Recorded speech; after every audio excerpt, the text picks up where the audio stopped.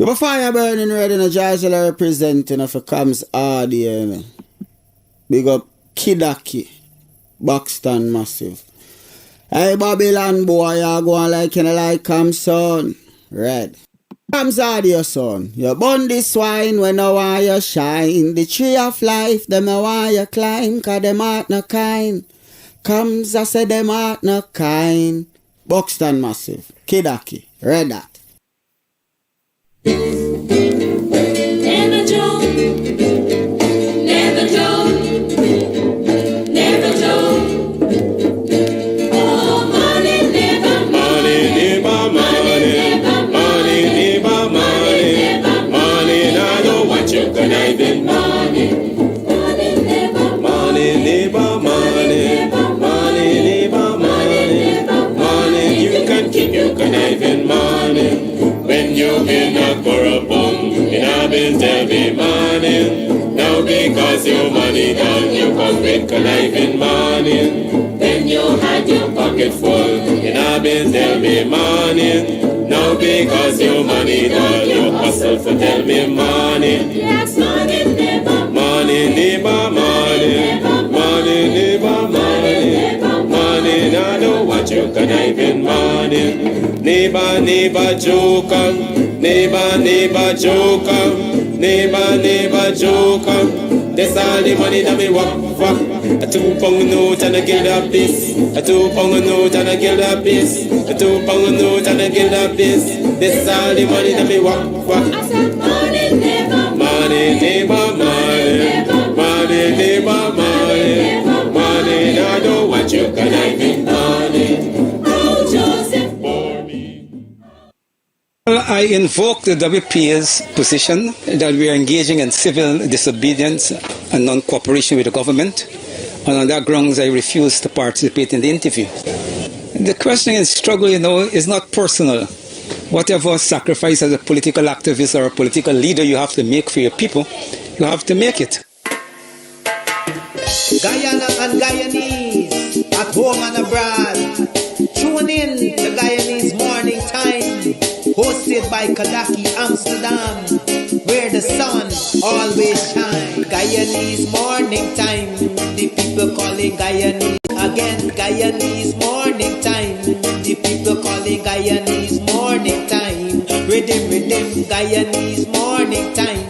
Intelligence and knowledge run the front line. We go again. We rise up early morning watching Kams TV, where wisdom and knowledge, yes, it is the key. Exposing corruptions over land and sea, where the wicked politicians they try to trick me. Guyana is a land for everybody. With 6 races should live in harmony.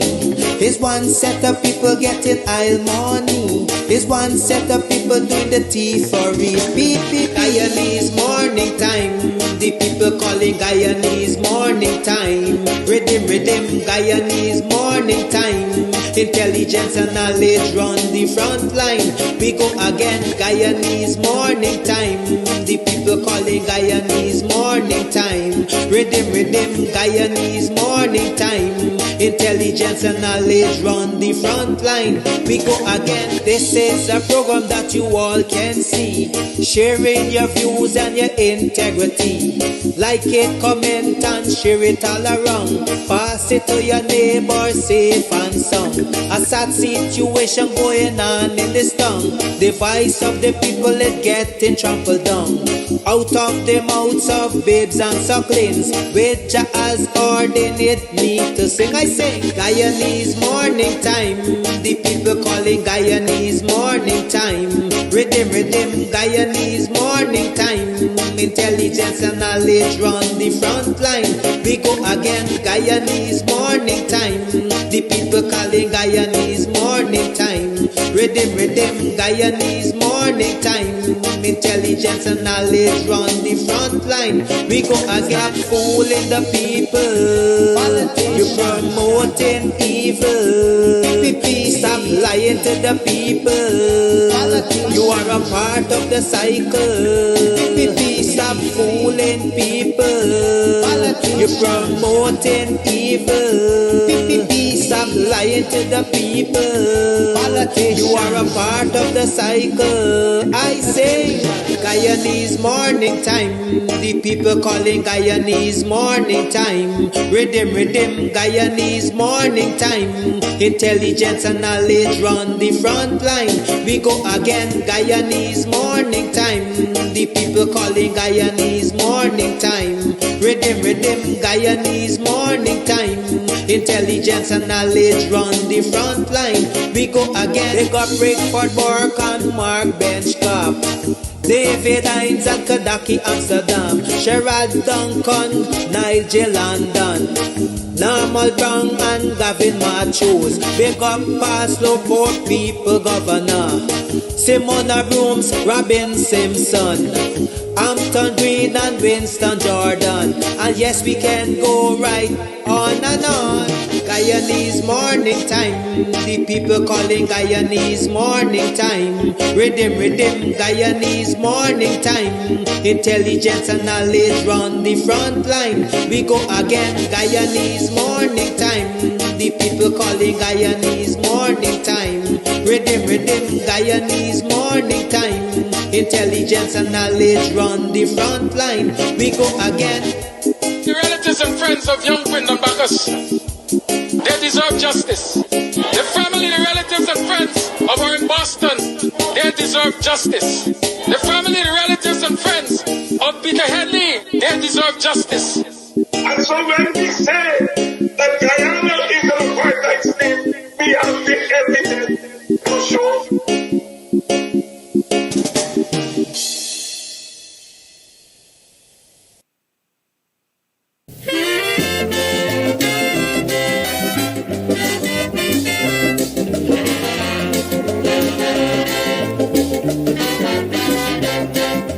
You put in a 12-cent meatball, you was gonna lice.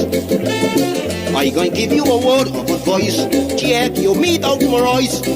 You can get meat anywhere, but for the best cuts of chicken, beef, pork, mutton, and lots more, check out T&W Harris Butcher Shop, located in the East Remvelt Market Meat section. Call us on 609-2049.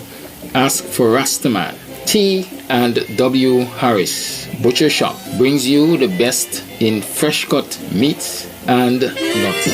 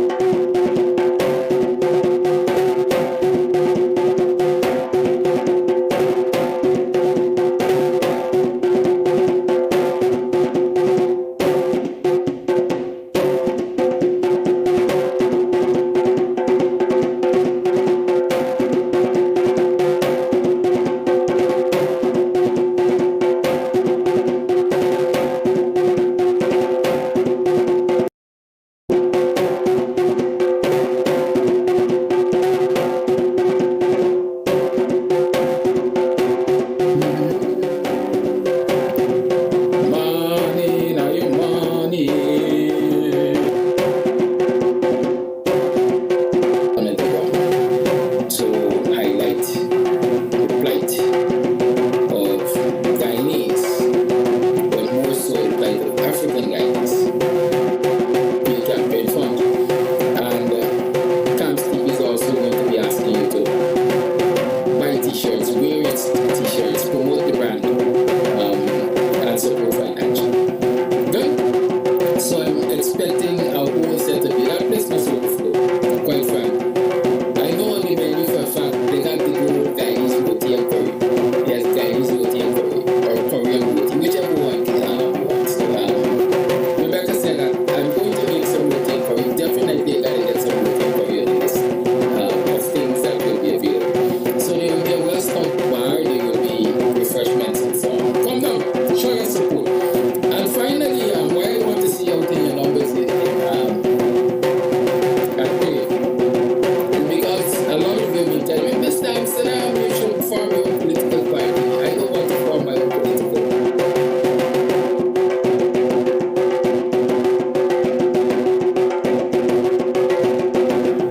So you ask those people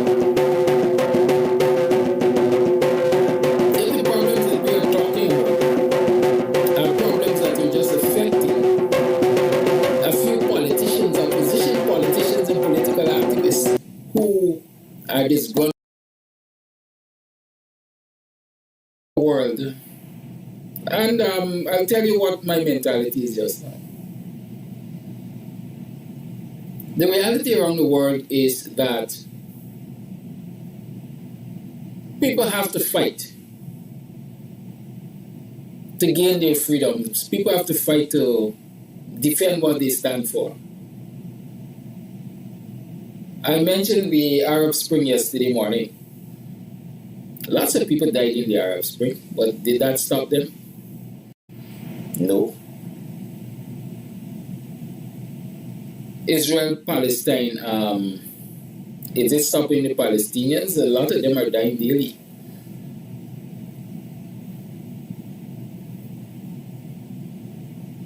Haiti.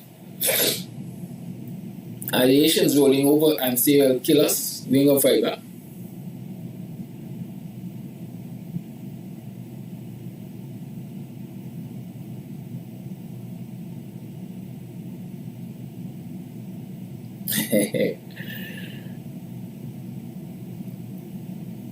The great America that we talk about, America, the great democracy. How you think they get America? Or this great democracy, as we like to say. You have to wage war with the Brits. Those who are steep in American history will tell you that they have to wage war with the Brits.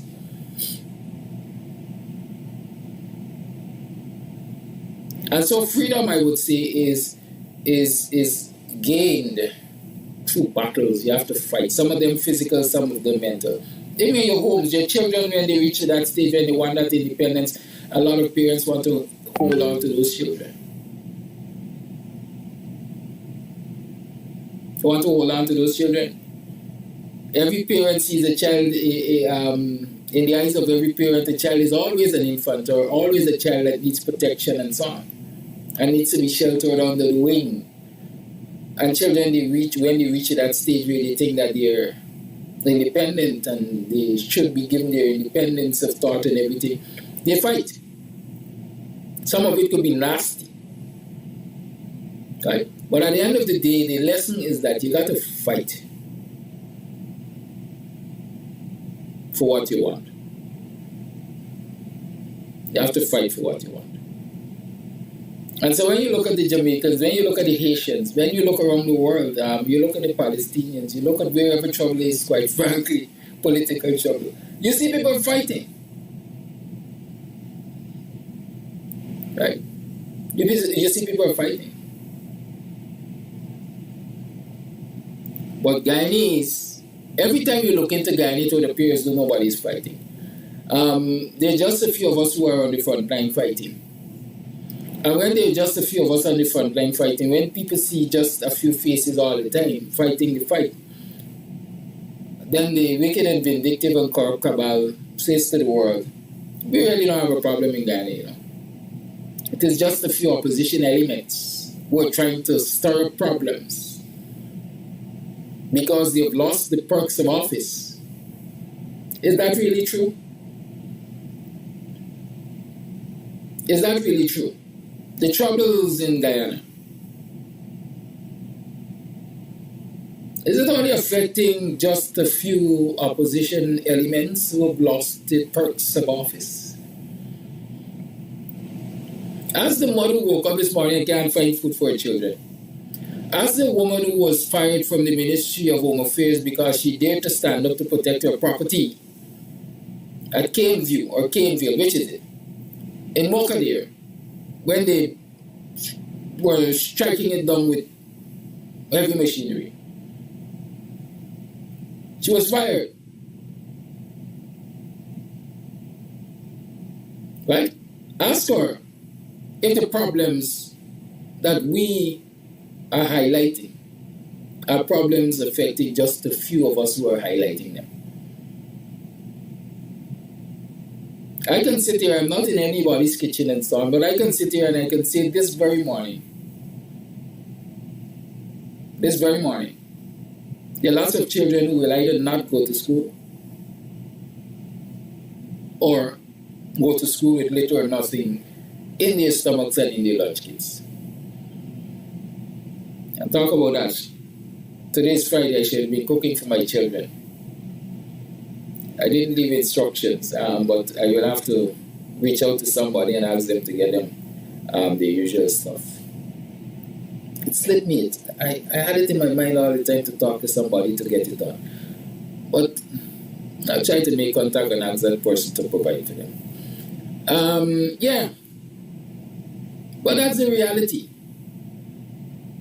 I am sure this morning as we're speaking, there are people, teachers. I like to use teachers, teachers, nurses, and other public servants. I'm sure that many of them had to borrow transportation fare to get to work this morning, or perhaps since the week started. Today is what, the night? Yeah. Maybe since around the first they've been borrowing transportation fare to get to work. Because the income that they're making can't really take them to work and bring them back home and pay their bills.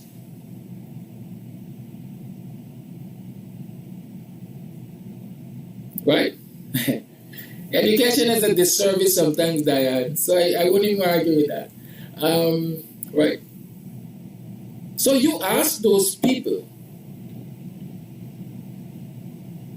if the problems that we are talking about are problems that are just affecting a few politicians, opposition politicians and political activists who are disgruntled that they are out of power.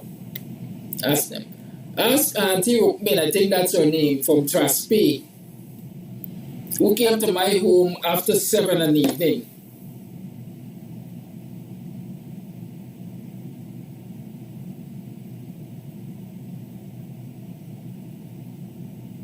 To complain that she was asked to pay $68,000 to sell at the CPL games in Guyana. But after the second game, they threw her out of the venue. And the person who threw her out told her, I ain't giving you no accreditation and you ain't getting back no money. But you can't sell it. Ask her that. That's an abuse of power. Ask her. You ask her that.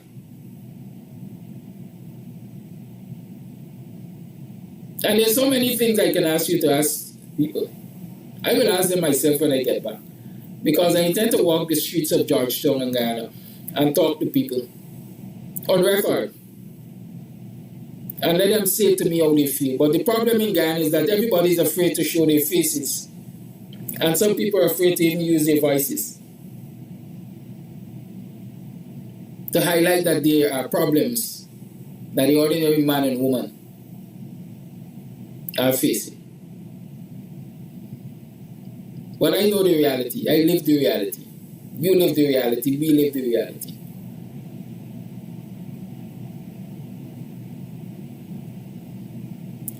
Miranda Brown wants to know about the First and foremost, Miranda Brown wants me to tell her, or let the public servants tell us. And let us don't write a script. Well, public servants have been telling us, Miranda. Except that many of them have been saying, we don't want our faces shown. We don't want our names known. Because we depend on this job, this public servant job, despite the fact that it doesn't give us enough, we depend on it to eat.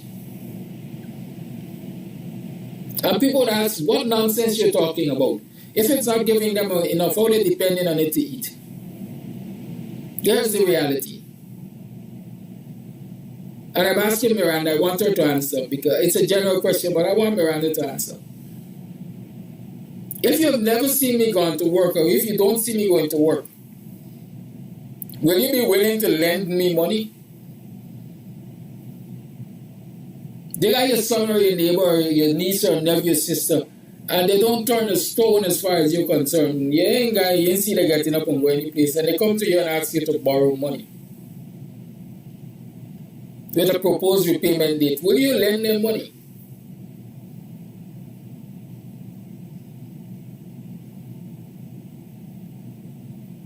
Compared to, you see somebody getting up and go every day.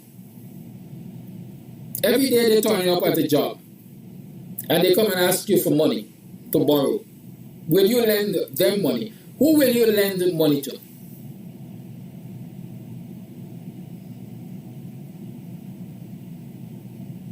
And so the reality is a lot of our people basically are working to borrow. If you go to the banks and you want to borrow from them, they ask you, how are you employed? How are you earning? What is your income? Right? And so the reality is, while they know that what they're working for cannot really suffice, it can't take them over the line, it can't provide their basic needs and provide for rainy days in terms of savings. Right? They know that the little that they're getting, they're going to be able to borrow from somebody. And then by the time they get the paycheck, it's to repay that loan and then to borrow from somebody else. That's the reality people are living. That's the reality people are living. Is that how people should live?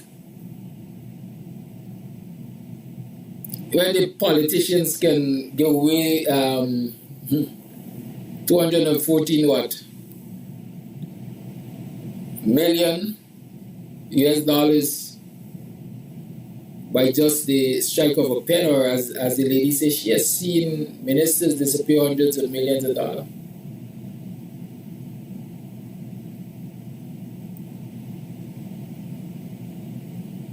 While politicians can spend $10 million plus to cover down rape allegations.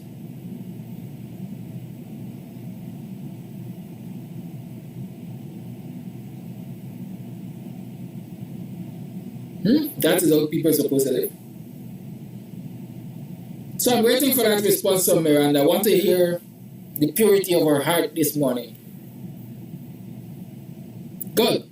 So somebody asked the question, somebody wants to see the resolution. I don't have the resolution in writing. But I can tell you the resolution in short said, listen, it is known that the PPP under Barrett Jagdeo and other leaders in the PPP, the Barrett Jagdeo administration and subsequent administrations of the PPP, have managed, have looked over the murder of scores of Afro-Guyanese men, women, and children. It is a known fact that the PPP is discriminatory. It is a known fact that the PPP has engaged, again, under the Barjagio and other PPP administration, in human rights violations. And with that in mind, the conference, the Washington Conference of Guyana, passed a resolution asking for several things. One, that the United States government examines its relationship with the PPP in terms of the foreign aid arrangements, because I understand, and Kofi has raised this issue several times, that under the foreign assistance statutes, let me call them that, I ain't a specialist there, the United States government is not allowed to give financial and other aid to countries where certain abuses are taking place. And so the conference has asked the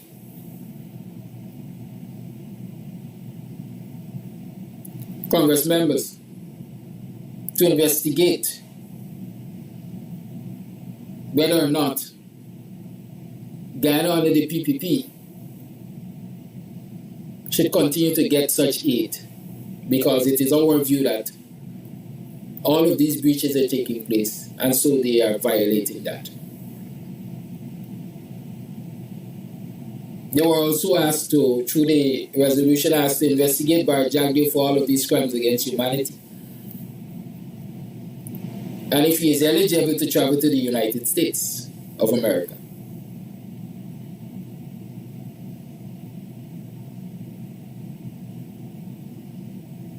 And dependent on the findings, they've asked that sanctions be engaged. As a matter of fact, the calls have been made that should Barjagio and the PPP be found guilty of all of these allegations, I call them allegations, then he should be made to face his day in court, and perhaps end up like Saddam Hussein. Because all the allegations he made against Saddam Hussein, when the Hague found him guilty, what did they do? They sentenced him to death. And so the good book tells us kill and be killed. And if Jagdio is found guilty of being the intellectual or any other author having hand in these murders, then he should be made to face his day in court and sentenced to death, if that is the prescription of the court. Right? Those are some of the clauses I want to see in a synopsis from the resolution. My understanding is that the meeting with the Congressional Black Caucus reps on Capitol Hill was quite encouraging. Among the things which may very well happen is that you might have a fact-finding mission heading to Guyana in some period of time. That's all I can say to you in relation to that. I can't say everything that... there's some things that happen behind closed doors that you just can't see, because forewarned is forearmed. But I think it's a timely resolution, and we will see what comes out of that. I think Miranda Brown asks something to the extent as if the U.S. is going to act on that resolution or so. We never know. You never know until you know. But like I was saying yesterday, unless you make noise, unless you cry for help, nobody knows that you need help. They might see all that you're going through and think it's just a different, strange form of love. And so when you sound your voice, people hear, and then they run to your rescue. I remember there was a time in Georgetown when one of the common ways of robbing people, Indian women especially, in the city, was somebody walking up to her and saying, I told you not to wear all them jewelry. I tell you don't come out the house with them jewelry. Girl, what is wrong with you? Box, take them off, give me them. And people most times are believing it's a domestic, it's a man and woman story. And then when the woman comes to herself and she has a thief is then they realize that it's robbed, she got robbed. And so when we're taking all of these abuses and we're not saying anything, people believe that is a love affair. So when you make resolutions like those, then people realize, oh, all of these issues exist. And we really have to look into it and see what is happening. And so I believe if the conference can achieve just that, it will be a further success. Because I think hosting 2 days, bringing together Guyanese in the numbers that they were brought together to represent the interests of Guyanese at home is in itself a success. Right? The networking with people of African ancestry, Jamaica,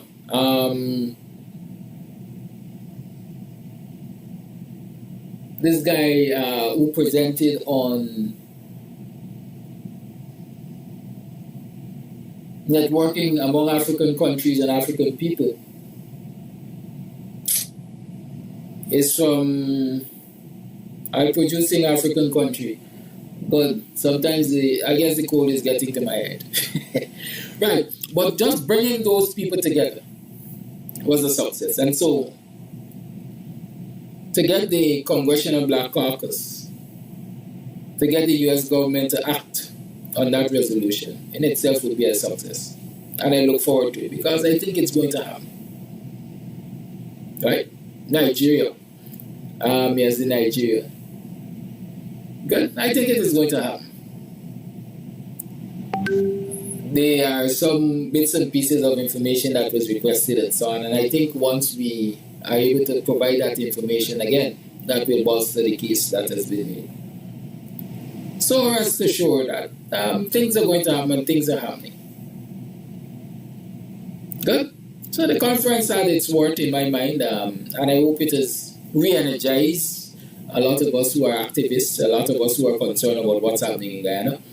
I hope it has helped us to form a stronger relationship with Guyanese in the diaspora. And I hope it will be the stimulus to really get people to stand up against the wicked and vindictive PPP government. It should not be lost on us that the PPP spent $300,000 US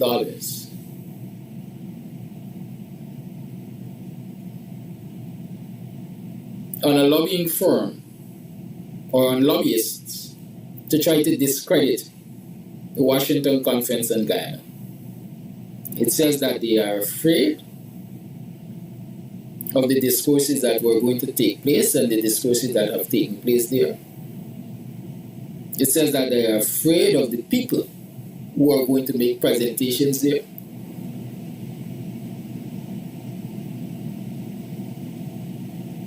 It says that there are things to hide. And certainly, not only the US is looking in. The world was looking in. The only PPP stopped participants from traveling to the conference. They were only showing their slips. That's what they were doing. They were showing their slips because they were exposing themselves to the world. Because in one instance they're saying everything is good in Ghana, we don't have a problem, it's a few opposition elements who are making trouble. But these very few opposition elements who are making trouble, you're trying to prevent from leaving the country to represent themselves. I'm reminded because I saw a post and then I say, oh yes, that was true. Of the Forbes Barnum administration preventing or attempting to prevent Rodney from traveling out of the country at some point in time. And so does Miranda Brown and the rest of the PPP. claim to be a better government than the Forbes-Burnham government was, or the PNC government was, or the coalition government was. When they're guilty of the same atrocities on a larger scale.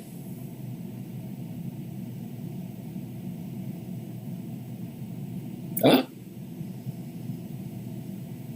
What makes the PPP a better government?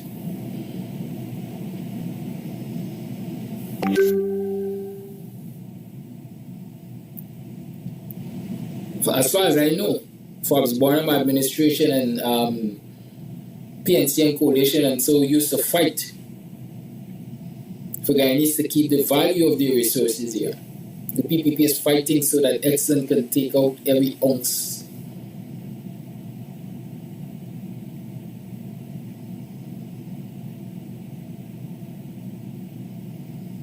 What makes them better than the other people, if I call it that? Those are some questions I want us to address this morning. It's 7:15, and the lines are open. Let's talk the thing. Or the things. Let me tag the thing. Let's talk about this wicked administration and how we are going to deal with them moving forward. Because like Dr. Hines says, it's a different time, and so we have to have a different approach to politics in Ghana. I remember him asking, are we going to burn the oil fields like the PPP burned the cane fields? That's not, I don't think it's possible to burn the oil fields.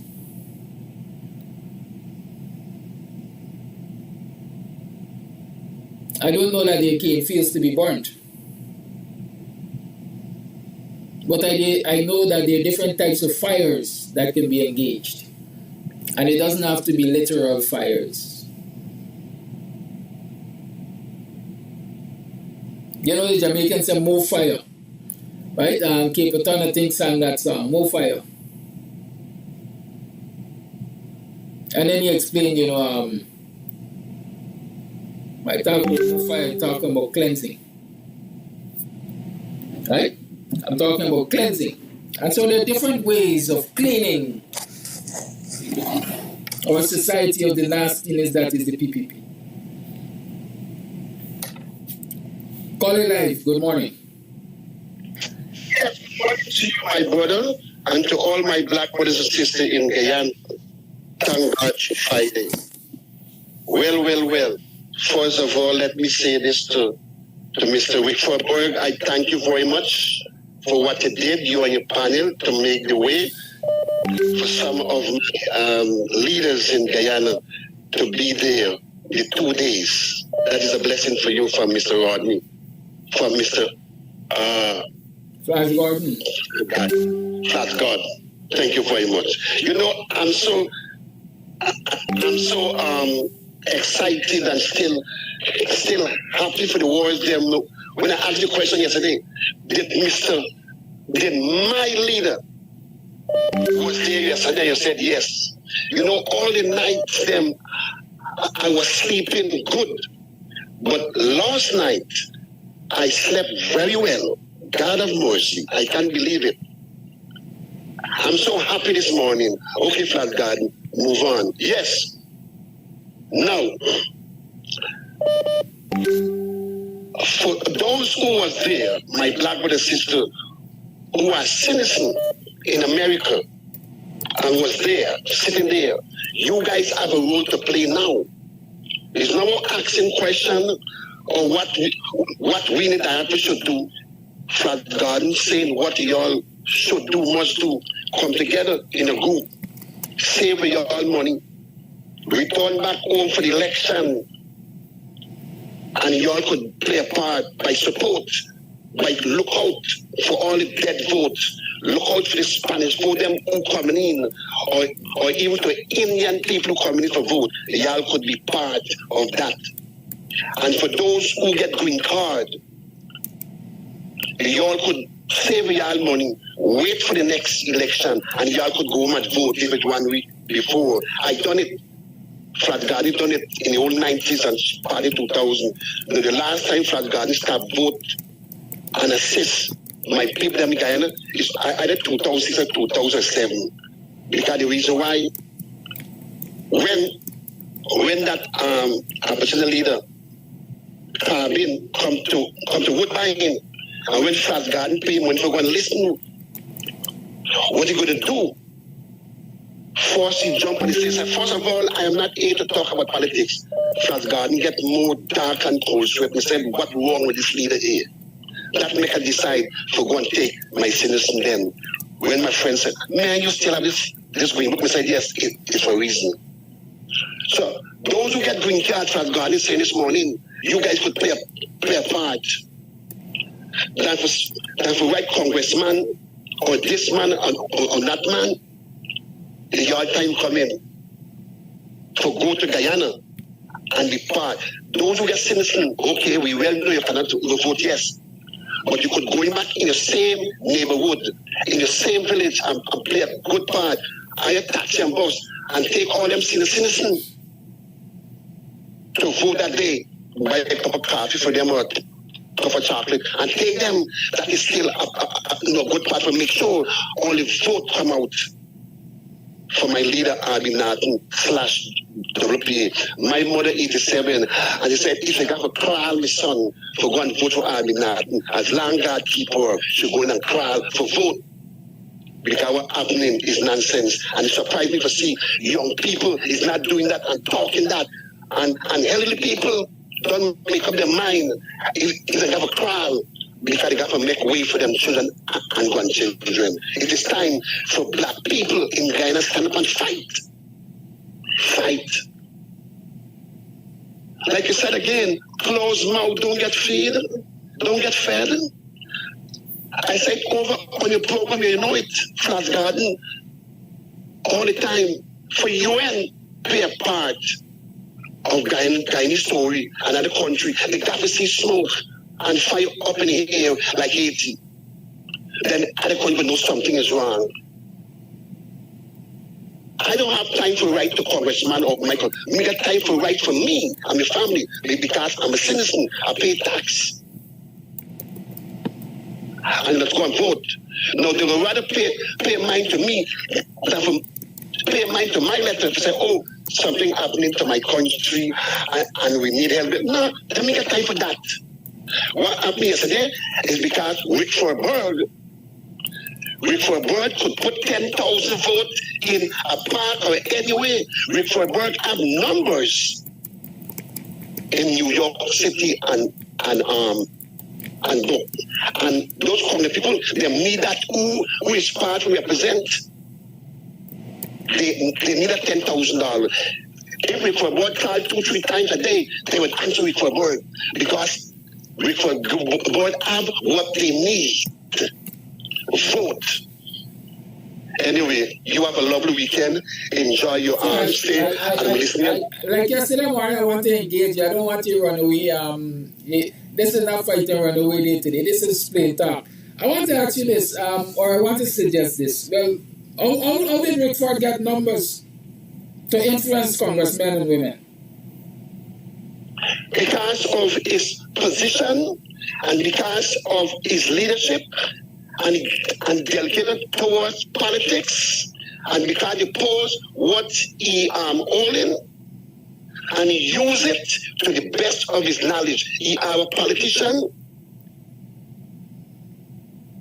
and you take care of certain business. I have the formal opinion with all of that. I'm not going to contest that. But with all of that, I'm saying that we can get... All right, Flash, you can go. I'll respond online here. Call over the line. My firm belief is all it takes is organizing. We need to organize ourselves. And it's one of the things I observe with us Guyanese. Let me put it the way. If you look around the world, all over the world, people who are from foreign land in the US, and I'm using US here because a whole lot of people run to the US to rescue, if I call it that. A whole lot of people from different parts of the world who are in the US have associations. Call them whatever you want. They have associations that look back at home. On the Haitian political scene, it is always some US-based Haitian organization or group that funds and supports the struggle. I'm encouraging, like I was yesterday, whichever part of the United States of America you find yourself as a Guyanese, organize that section, organize the Guyanese there to form not only a support group that will send resources back to family and friends and groups in Guyana and so on, but a support group that will, at certain intervals of the year, quite frankly, come to Guyana and do work, political and otherwise. There's a health outreach that is taking place down there now. I can't remember if it has started. I'll share the flyer. Good? But that's a grouping of Guyanese doctors. And they get doctors from other parts of the Caribbean and so on to come and assist them to do that health outreach. This is the global village we are in. It's no longer a world that one country is 100 million miles away from the other. It's a global village. Virtually, we can organize ourselves. And so if Flash wants to get those numbers, or he believes that the Guyanese in New York should be able to influence their congressmen and women, all they have to do is organize themselves. And I'm saying it again, I said it yesterday. Start in by reaching out to people on these live programs. Find out if you are sharing the same area or if you have the same interests. And organize yourselves. You see, it's all well and good to come back home to vote. But I'm repeating, elections are not won on elections day. Elections are won long before election day. And winning or losing an election is dependent on what you did or do before the elections. Unless you work and get Guyanese to understand, the PPP is not good for them. And it is important that they organize themselves to bring out the vote. Don't tell me that you're going to win the elections election day. We have to do the work before. And that's what I'm saying. Let's do the work before. Carter, thank you for holding. Yeah, blessed good day to you, Mr. Kadaki, and the rest of the Guyanese nation. Congratulations once again, Mr. Kadaki. And congratulations to all those who partake in the conference and all those also who make it possible in whatever part they contribute. The only thing, Mr. Kadaki, I was a little worried with alarm with the conference and so on, is when I hear that they reveal about the fact mission. I mean, you got to let people know what Guyana, yes, but the revelation, the fact mission, I think it come a little too quick. The reason why I say I think it come a little too quick, which it kind of come, but it can panic all Mr. Jack, you and all the PPP government who know the guilty, it can panic them. And now they're going after fact hiding, fact concealing, and they're going to try to go and root up evidence, or whether take evidence there in the period of time. So the fact mission got to make it a little speedy. They got to come to Guyana a little more fast. I mean, they try to destroy some evidence, but they got plenty of and they're still going to destroy all anyhow. But forget as much as you can get for the confirmation, more than confirmation. As early as possible to reach Guyana, it can be better, because it's amazing now that they're here. They're going to begin to plan. They don't plan before when they're here about the conference. Now when they get an idea of coming out and intention of the conference, they're going to panic more. It's like what the president is saying. He said that how even with the reaching with the leaders, the head and the leaders, but he going to the root. He going to the foundation. And the foundation means he kind of reach the people in the community and reach the people around the place instead of dealing with the leaders, say they're boycotting the leaders' part. So what I'm saying now, you got to be very careful. At least you got an idea what was their motive and their intention. And that was just a little example. But Mr. Jagger is more rigid than that. He's more brutal than that. And he have other supporting base along with him from the party that he know that they're there, they're going to try to destroy evidence. Remember the Shafiq, the Bacchus them from Princess Street story. When Shafiq tell the brother, tell Bombele, well, man, watch. He's out for this thing with Gadwaj them and this kind of thing because it's a different rhythm now and blah, blah, blah. He accidentally gets shot because he was telling the brother to back out for this thing with his government. He accidentally gets shot mistakenly, thinking it was a big one. There's all Bombele come to talk with everything over on. However, Shafiq was innocent in them area at that time there.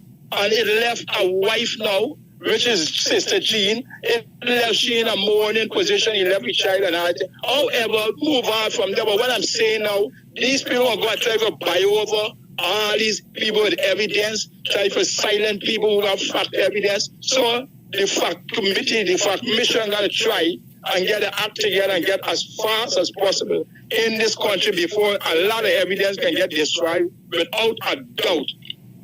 Anyhow, to move on from the part there, my brother, I am telling you, man, look, because we, just remember, for example, we got man like Waddle, we got Courtney Kwame Wing, all these things will happen. So they don't know they're going to begin to panic. And before they even panic, that's why you find Mr. Jagdo giving all this way to ExxonMobil. Because he got plans, he got motive to take as much as he could get, grab as much as he could get, and disappear when pressure starts on this nation. But the point is, the answer to the law is long, but the answer of God is the longest. And so that's what I'm saying. So even for ordinary people and guys, got to understand this. Anytime we allow our spending power to become more than our earning power, that's when we get ourselves a problem. And that's what the government they're doing with the public sector. They want your spending power to be more than your earning power. That's why they're not giving you the kind of wages that you should get for labor costs, or wages, or living wages. And so they're trying to keep you in a dependent form. However, look how much pain it is causing to the nation. They don't mind. Because that's where they get a pleasure out of seeing people suffer and bringing down families, and that's where the devil reward them for the period of time until the destruction comes on his head. So I am calling upon the Guyanese nation, especially public sector workers, be careful now. You are going to spend, those who are going to spend money for party and bubble and all this nonsense. And because why is one day at a time they got to be going, and before the payday, you don't owe so much a body. You borrow this, you borrow. So they got you on a handout and they got you on a yarning because why? The spending power is what they're targeting. I went to a conference. We had a man from the World Power, the World Bank, they come. And because he's a member of the religious faith, he speak to a couple of us. And he was teaching us about financial discipline. If you don't have a financial discipline, that's where everything got to work. Everything God word said, every step going before from multiply God, take kind, so shall it be. Everything got to work. So when you got money, you got to put in money for work too. You got a house, you got a car, whatever we got to bring in, they got to be able to contribute to maintaining itself. And so you got to put all these things to work. And so what I'm seeing, if people are not financially disciplined, this is exactly where the government, they are targeting you to make you financially stable. So that you, as I said before, your spending power would be less than your earning, would be more than your earning power. So you either thief, beg, or borrow, and before your paycheck reach and your payday reach, you have nothing because you don't owe anybody, you owe nobody. And the same thing with the bank, when you go in, the bank is asking you, even you go open a, I went to open a account for my daughter, when I cash her, I said, but they want the job letter which are working, and they want to know how much money you're going to ever put in per week or per month. They want these knowledge and these ideas. So, Guyanese, please, and these young people who are running but behind, but don't stop. Stop this nonsense. You all are brilliant. You come from nice African background, especially mostly African. Come to your sense. Listen to the seniors, them. Try to pull up your don't stop. You know what you mean the word don't stop? Go up on the internet and check it out. Go and check the meaning of guns. Uneducated. Go and check for the thug. A person will be easily angered or easy quick to kill, and you are not that. You're a blessing from God. That's what you are. So I'm calling upon those young people who run about the place and they're buying over their mind and their heart, and then leading them to destruction, because this election, God forbid it, coming there and become more serious than we ever had. So Guyanese, be careful, and all the young black people and picnic especially who are running up and go party and bubble with all the DJ they're bringing in. They are targeting your spending power. So please, Mr. Kadaki, once again, God bless you. God bless this nation. We are going to get there. We were in the right, the senior one. Got to help the juniors. We got to help even if they want it or not. And to my brother Flash, let me tell you, every member part of your body contribute to building one body. So you're right with what you're saying. Play the part you can play and encourage all the contribution that will come in the way for come against this wicked evil PPP regime. God bless this nation. We got to come out of this nonsense. We will come out. So God, have a blessed day, my brother and sister. Once again, Mr. Kadaki, God bless you. Have a blessed day. Thank you, Colin. We got a voice note and then I'll take the next call. Let's do this voice note. Good morning, Kadaki and Kams TV family. I want to say I was heartened by what I followed on YouTube for the past 2 days. I want to say thank you to the organizers for their hard work. Those participants did a pretty good job too. Based on what I listened to, and I will come with my own impressions as time go by on the morning program. But what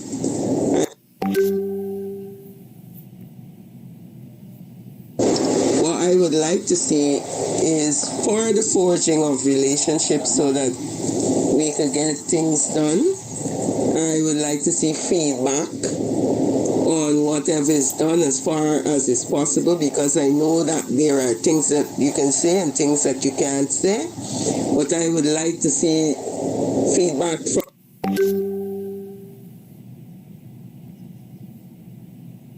from not only the diaspora but from the respective MPs and all those freedom fighters, that especially those that participated in the conference.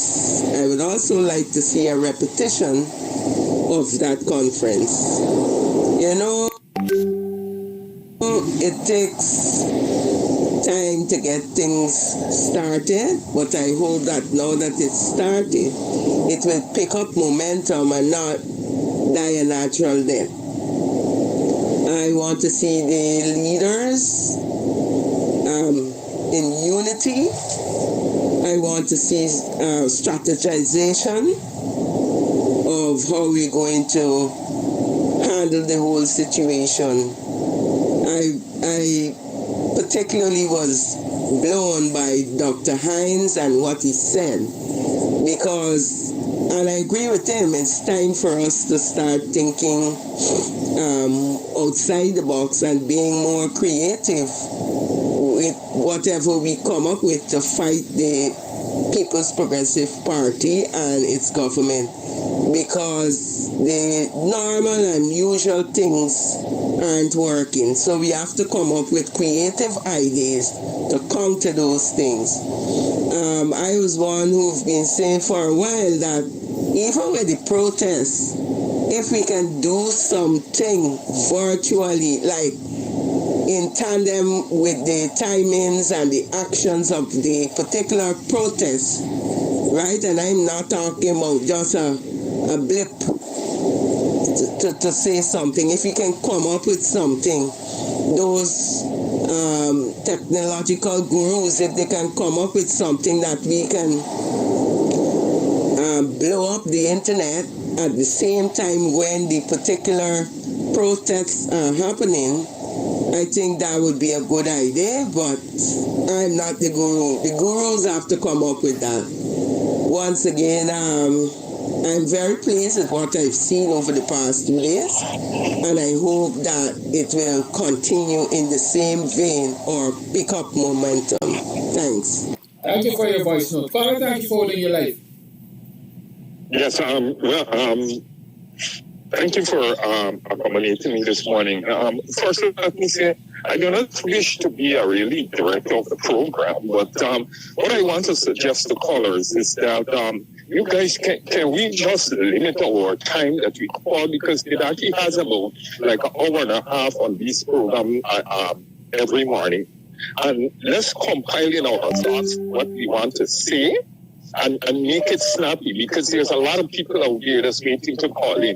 Don't go to that link. Anyhow, let me have my point click. One thing I want to say to you, Brother Kadaki, is that now conference is over, the pressure should be heating up in Guyana. We should not depend upon resort to the job. Now is the time. Now is the time we should start heating up in Guyana. Protests all over Moko, Jeffy, the highway, the people, come out. Even if you don't want to be in your area, come to town, wherever, eat up it. Let's get the thing started. You understand? Look at this. I would glad for you to highlight the plight of these GT&T retired workers that they've been displaced, not displaced.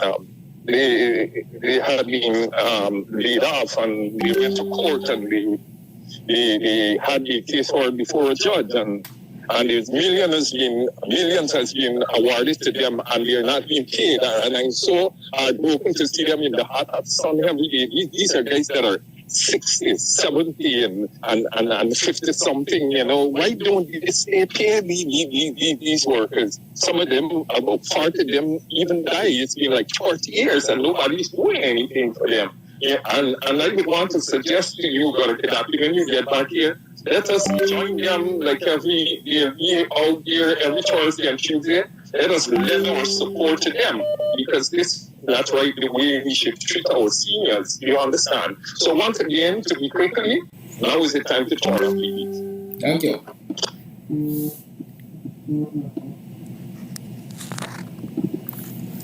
Call here.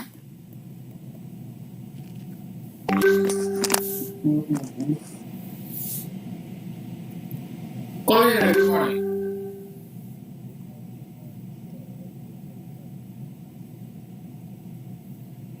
Call here.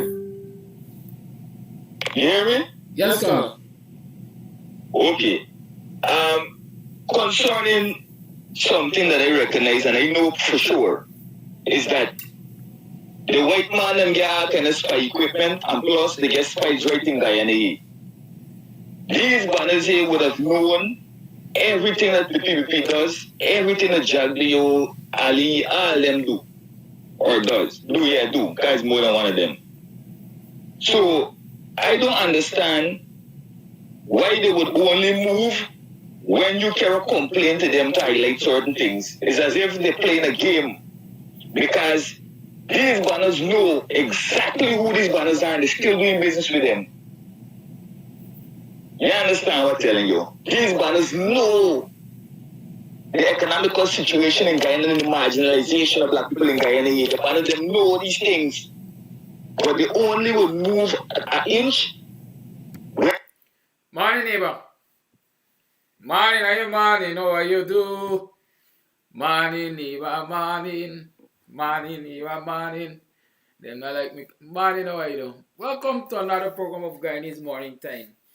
I'm coming to you live from Carolina this morning. Yes, I'm in the United States of America. Some people don't like that, but the fact is I'm here.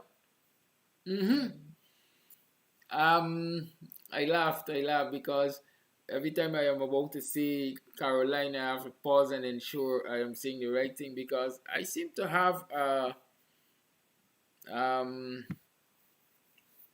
don't know, an obsession with California. I don't know why. Every time I mention, I think I'm every time I think of where I am or where I am heading, I kept saying California. But you know what? I am in Carolina. And let me start by saying thank you to the people who are hosting me here. You don't necessarily need to know who they are, but I will say to you that they are friends of us. They're friends of Guyana. They're friends of freedom of expression. They're friends of democracy. They want to see a better Guyana. They're of Guyanese heritage and parentage and everything. So thank you. I'm very happy to be where I am right now. I see we got some early morning trolls, some early morning crasses.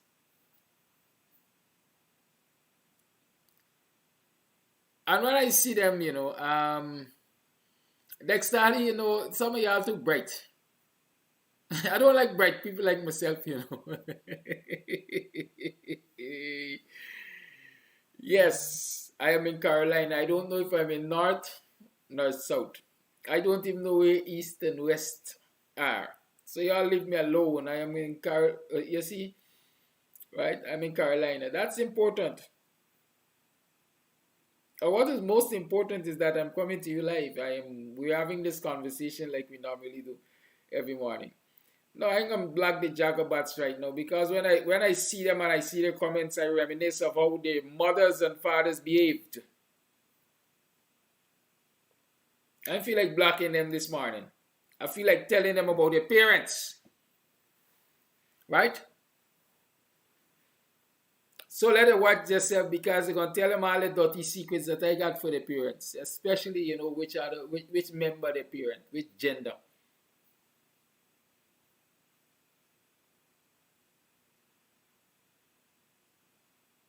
They say when you go black, you don't go back.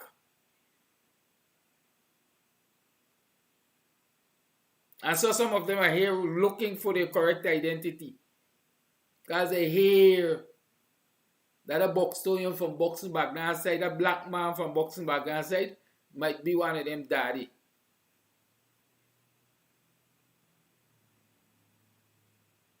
Not because I didn't take care of you, you have to come here and insult me in public or attempt to insult me. I'm still your father, you still carry my blood.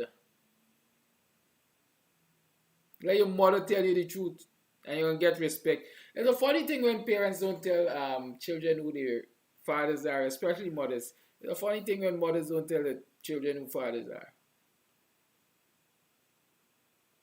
Because some of them walk and disrespect their fathers on the road and not even know that they're disrespecting their fathers. Then you don't blame the children, you blame the parents because they didn't bring them up with knowledge, wisdom, and understanding. And I think that is what is happening here this morning. Yeah, I show some respect for the people who contribute to your existence. Right, Andre Ramana? Andre? Anyhow, let me don't go into the gutter with the trenches and gutter rats. We're here to talk about good things this morning. Morning, y'all. How are you doing? Morning. Oh, I spent a weekend. It's Monday today, right? I spent a weekend. I make some money. Like I usually say, make some money. I hope you made some money on your days off over the weekend. Because I know this morning you're back to the grind. A grind that does not do justice to your inputs. Because when you do, usually when you input, you expect to get outputs that are representative of your input, your efforts. Not in the land of Ghana. You put in your 9 to 5, you work hard, and at the end of the day, the government pays you peanuts.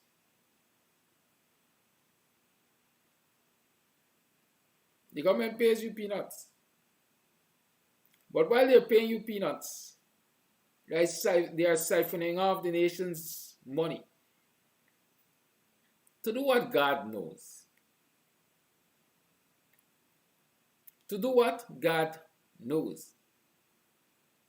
Yeah, some of them looking at generational wealth. But you know what? I can't remember if it was Trinidad who sang the song that Sat Maraj at the time, I think, was going to get a black grandson.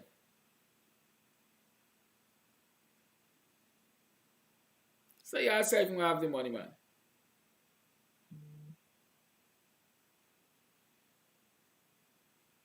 So if you have the money, we will send our black sons to take it from your daughters.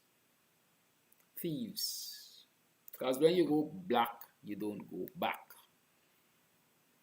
In fact, it becomes like a drug, so you pay for it. Okay? Good. What do I want to talk to you about this morning? I want to tell you first and foremost that later in the day, from 5 o'clock this afternoon, 5 to 8, I'm going to be over in Georgia. We're going to be over in Georgia at the Louisiana Bistro Seafood Restaurant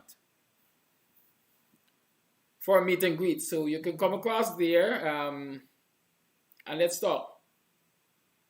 Let's have an up close and personal conversation. right? Up close and personal conversation about what's happening in our country, our dear land of Guyana. Let's sit and talk about strategies. What can we do to change what's happening in our country?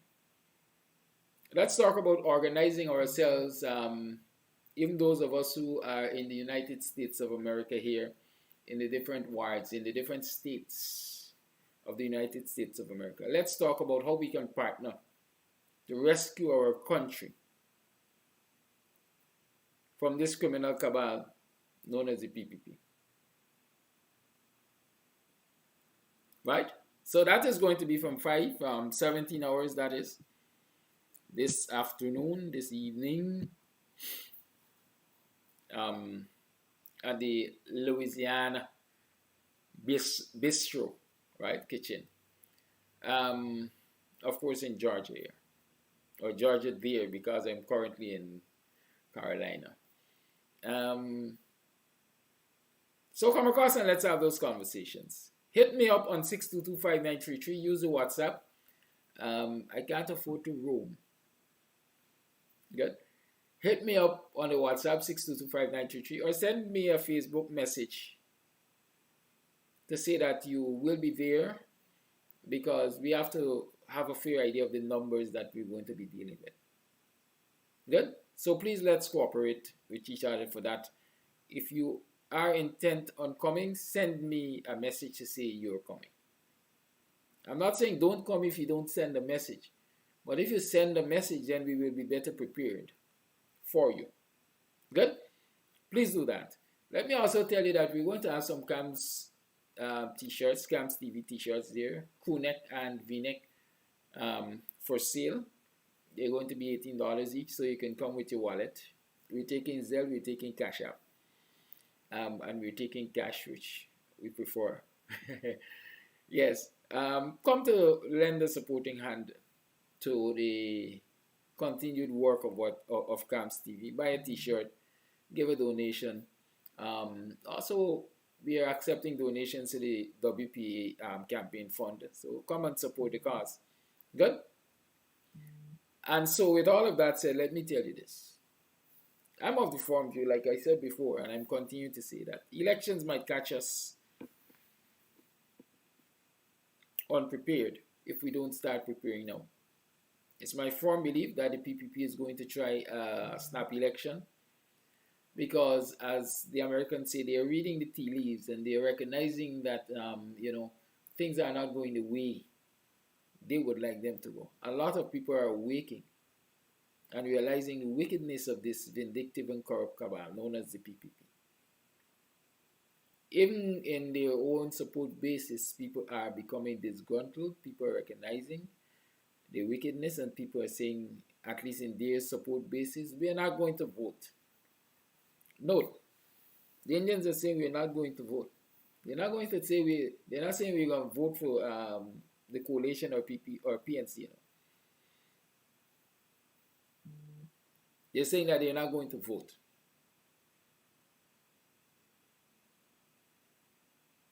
Because they are not happy with what the people that they have voted for are doing to this country. A lot of people say, yeah, that's good. If they don't vote, the coalition will win. No. It doesn't happen like that. The coalition has an uphill task to bring out its own voters.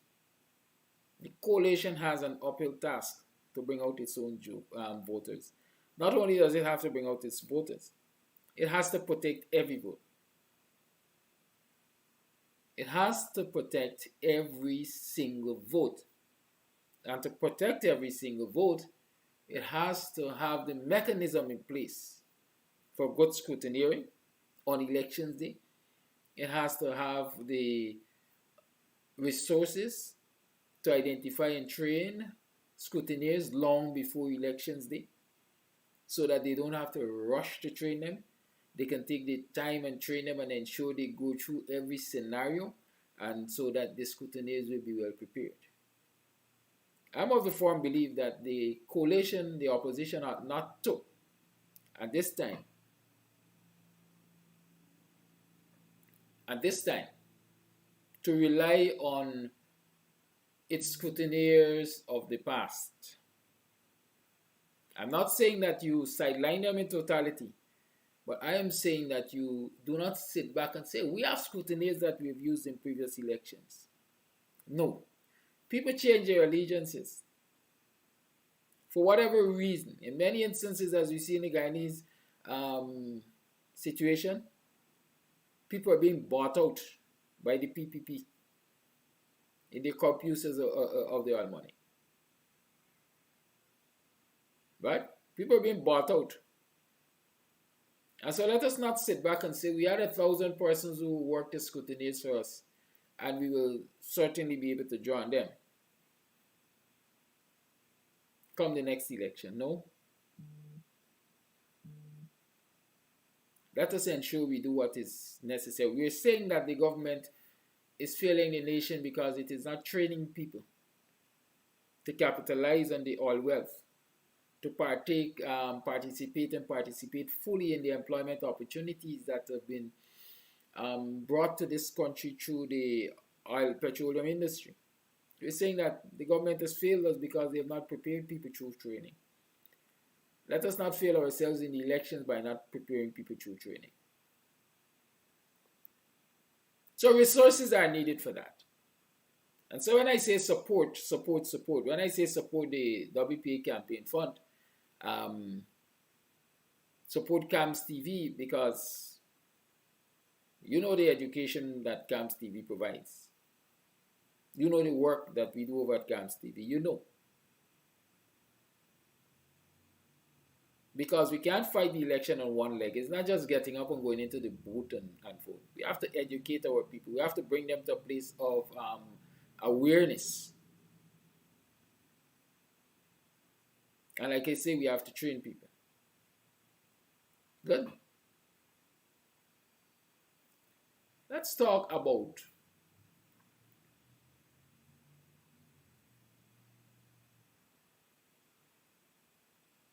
the elections.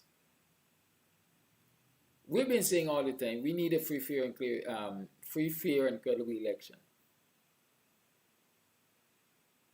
For you to get a free, fair, and credible election, we need what? We have to start with a clean slate, a clean voters list.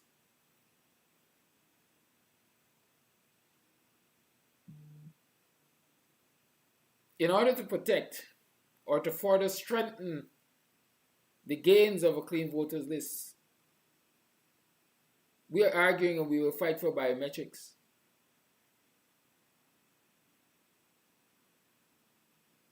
But we can't do that on the 11th hour. So the fight for a clean voters list and biometrics should have started in earnest a long time ago. Yes, every week we're outside of GCOM on Tuesdays for about an hour or two. But the time is now to step up the ante. We need to get more proactive. We need to get more intense. That fight has to be more intense. And so we need to get hundreds or thousands of persons out there at GCOM or across the country, in the streets of the capital, in every nook and cranny. We have to get hundreds of people or thousands of people chanting the same chant, a clean voters list and biometrics. A clean voters list and biometrics. For you to get those people to do that, we have to organize. First, the education process is necessary. We have been doing that. We will continue to do that. Secondly, we need to go into every community and ground with the people. We have to meet people where they are. The youngsters especially, we're saying that the youths are not showing an interest. But we know young people are interested in what young people are interested in. If we want to get them interested in what we are interested in, we have to go meet them where they are. It takes resources to do that. And so we have to pool our pennies and our jills and bits and so on. All-time money. We have to pool our resources together to get to the young people in the communities where they are. on a weekly, daily basis, hourly basis, people have to, I think in the US here, you have to bring out the vote campaigns and so on, where people basically are beating the ground and hitting on doors. We have to start doing that in the communities. But it takes resources.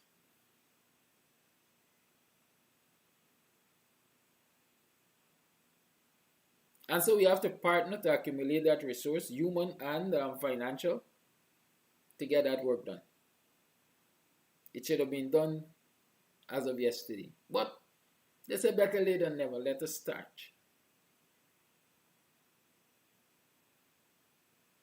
Because once we start early, we are going to be able to recruit some of those very young people to join the team, to do some of that work, to learn, to train as scrutineers and stuff like that.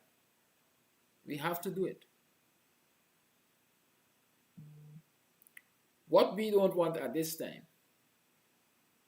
is division.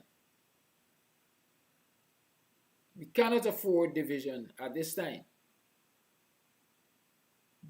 I remember, I don't know if I shared it on any of the programs, but I remember while I was at a conference, the Washington conference in Guyana, there was a particular lady there who asked, so which party you from?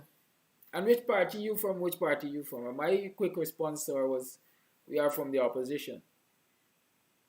She said, but which party in the opposition you're from? I said, we are from the opposition. I know, but which party you? And she kept asking, because she wanted us to identify by political party. And I kept saying, we are from the opposition. Is why you giving me a hard time, lady? People, I'm not giving you a hard time. I am making the point that the time has come for us to see ourselves all as in the opposition. If you're not in the government, you're in the opposition.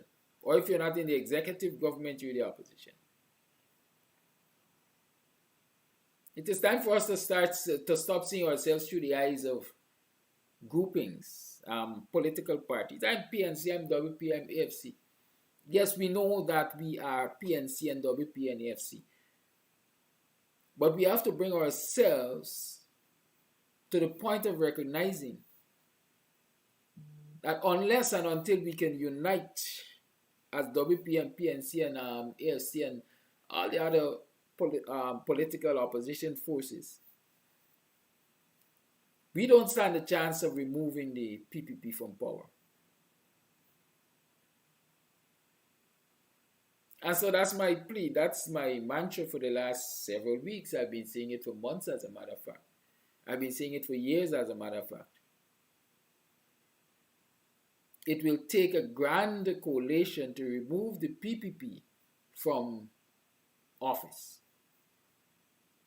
And so I'm repeating that. I'm going to be talking about it every minute I get the opportunity.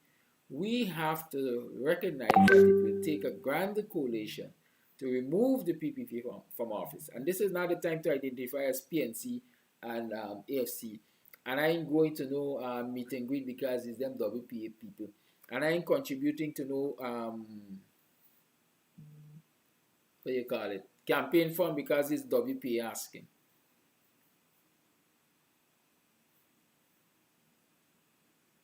If WPA is doing the work, help WPA to do the work.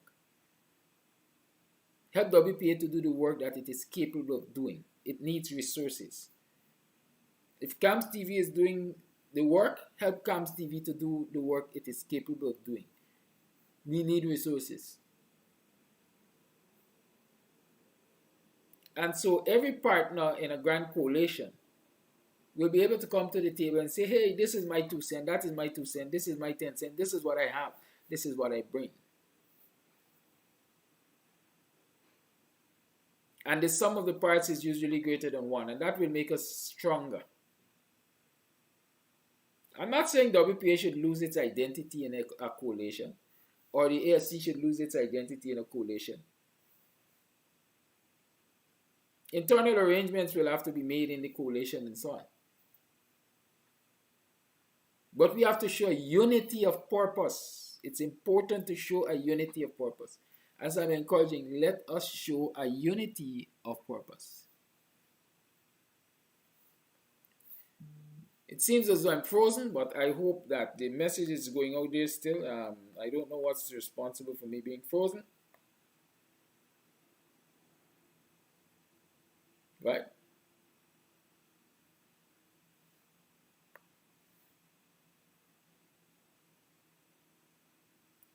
If you can hear me, give me a thumbs up. Good? So it's important for us to show that unity of purpose. And so when I heard, for example, recently that Apostle Nigel London, good morning, Apostle, I hope you're well. When I heard that Apostle Nigel London has indicated the launch or planned launch of an independent political party, I'm calling it that because I don't know the whole structure. Right? If I'm very low on the lane, you have to turn up your device. Maybe I'll bring your Bluetooth box. I'm not promising you anything, you know. Good. So don't hold me to it.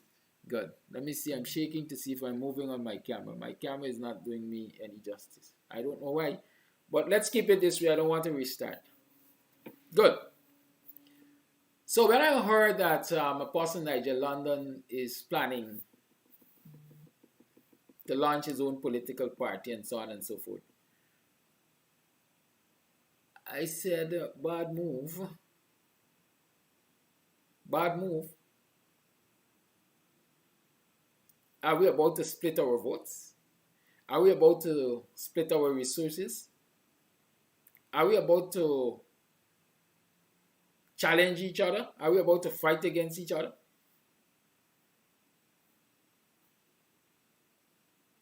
At this time, when we need unity,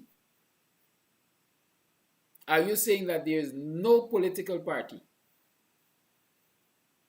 that Apostle Nigel London can work with?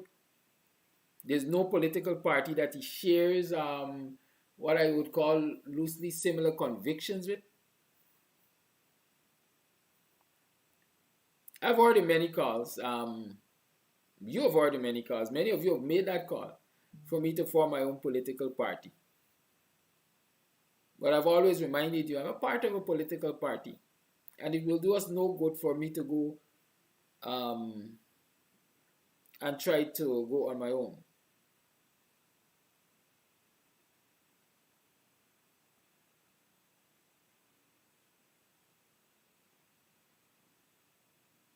But how does that serve the cause? How does that help us to remove this behemoth, this corrupt criminal cabal known as the PPP?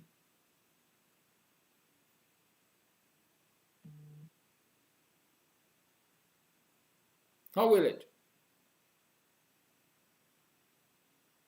I don't see how we can necessarily benefit from people forming more political parties now. Good? I think what can benefit us more is unity, that unity of purpose. You know, a house divided can't stand. We all hear all of those things over time and so on. Good? And so it would be nice. I don't know who has the temerity, the daring to sit and say to Apostle Nigel London, you know, my brother, I think you should recover, reconsider, and I'm saying that here.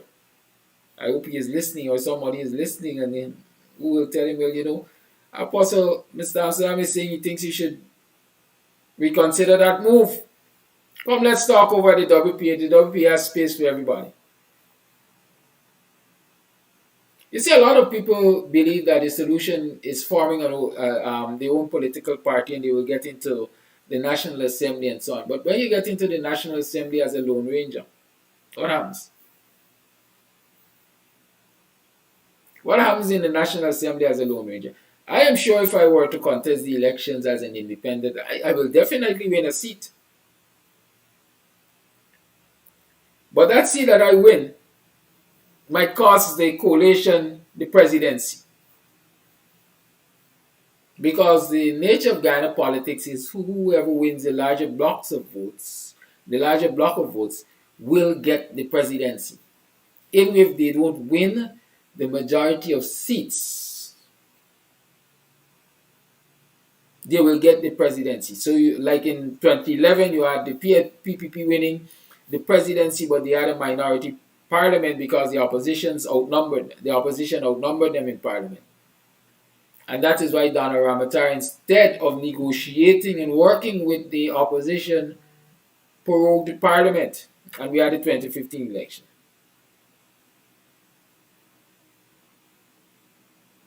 Good?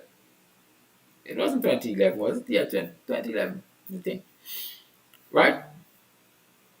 Let's not go that route. Let us work together in the opposition. Let's unite. And so we fight a common cause on the ground leading up to the elections. So when we decide we're going in front of GCOM, Nigel London is using his clout. The very people he believes would have supported him if he had if he had formed his own party. Let him influence them and bring them to the protest on Tuesdays.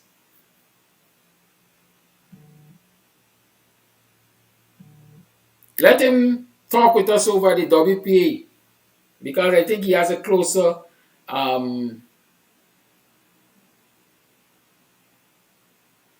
let me say relationship with the WPA, or he has a similar outlook to the WPA. Let me say that. I might be wrong.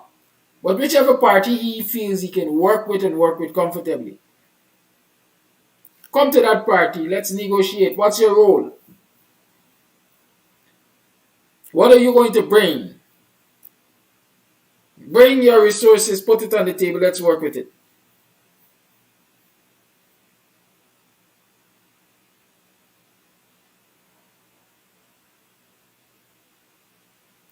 And in that way, can you imagine if we start this grand coalition before elections? If we start this grand coalition and decide to take to the streets, everybody bring somebody. We will have large numbers in front of GCOM. We will have large numbers across this country. We'll have large numbers to really say to the powers that be, international and local, that this is what we want. This is what we're demanding. This is what we must get.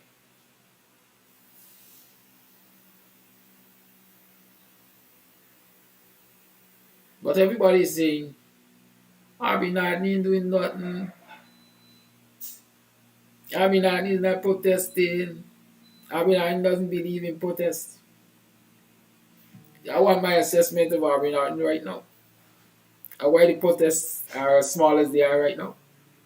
First and foremost, we are only looking to one set of people to organize and do the protest. Secondly, a lot of the people that we're looking to, in my mind, are afraid.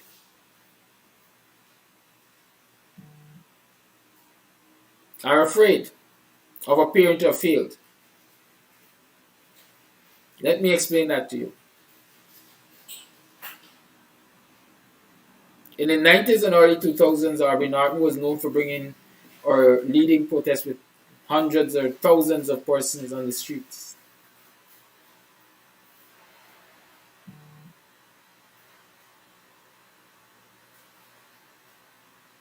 But while he was the face of those protests, the ultimate responsibility fell on the shoulders of Desmond Hite. He was then president and leader. Was he president? No, he was then opposition leader and leader of the PNC. So the buck stopped with him. And so if those protests failed, he failed. In 2023, Arbinard is leader of the opposition and leader of the PNC. And if protests organized by the PNC fail, the buck stops with him. And the amount of divisions there are right now in the PNC, no leader of the PNC would dare risk the possibility of failure.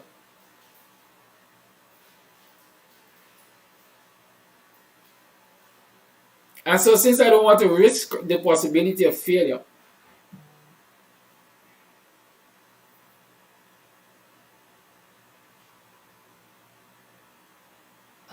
if I don't want to risk the possibility of failure,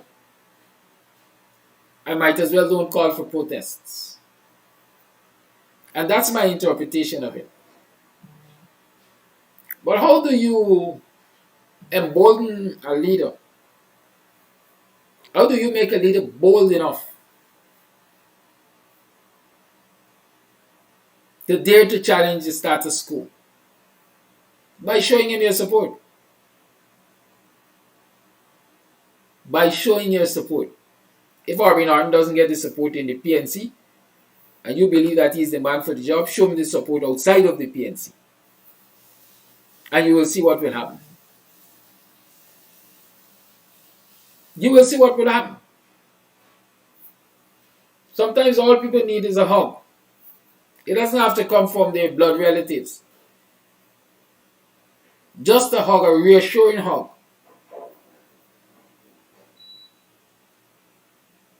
And I'm encouraging us as citizens, as activists, let us organize ourselves and provide that hug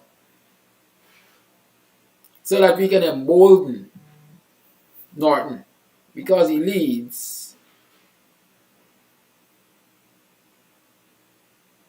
the largest opposition political party in this country. And Miranda Brown doesn't like when I do that. Encourage you to encourage Norton.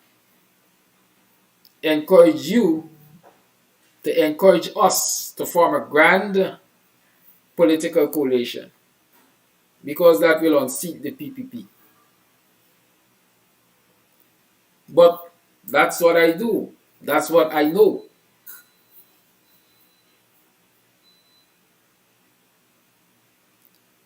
I think it's the same Miranda I saw saying just now.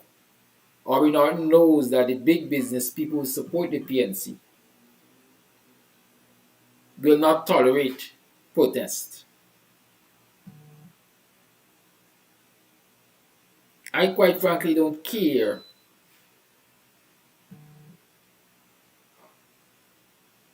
what the big business people will tolerate.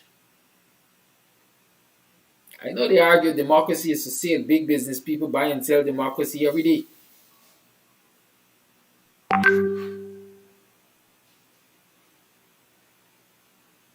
But the big business people in this country represent the 1% of the 1% that is in bed with the PPP. For the most part, they're concerned with corruption. They're more concerned with the proceeds of corruption. They're more concerned with what they can get from a corrupt government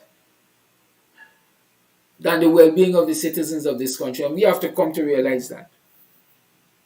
And so again, if we want Norton and we want the opposition parties and so on to forget about the big business people who wouldn't tolerate this and wouldn't tolerate that, we have to pool our resources together and strengthen these political forces independently of the big business people. And that is why it's necessary that you support these causes. That is why it's necessary that you organize in the places that you are. That is why it is necessary that you bring resources to the movement.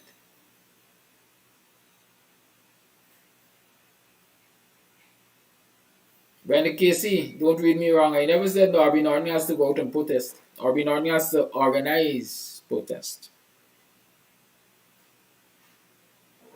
The PNC is such a political party that unless the leader says, or the leader encourages, or the leader calls for the most part, the membership will not do anything. I know that for a fact. Sometimes I liken it onto a cult. That's not the WP. We are free to take independent actions and initiatives.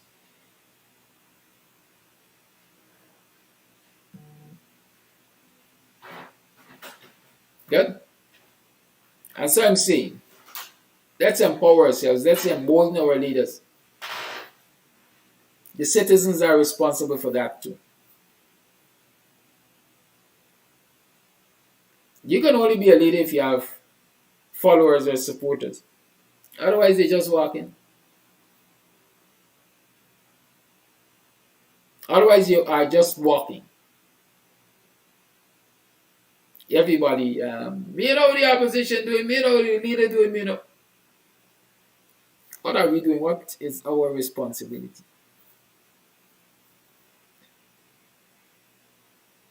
Guyanese who are in the US, I'm encouraging you. If you're in Brooklyn, if you're in New York, if you're in Carolina, California, Georgia, Silver Spring, Maryland, wherever you are. I don't know all the states and boroughs and so on. Wherever you are, organize yourselves. Because you are in the land where you have freedom of speech. You're in the land where you have freedom of association. You're in the land where you have access to resources. You're in the land where you can have the ears of your councilmen and women, your senators and so on. And so you're in a land where you can exert influence.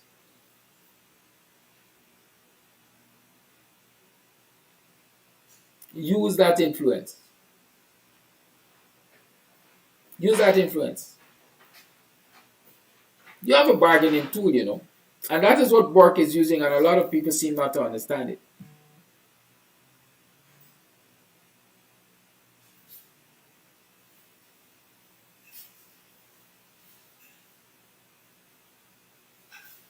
Right?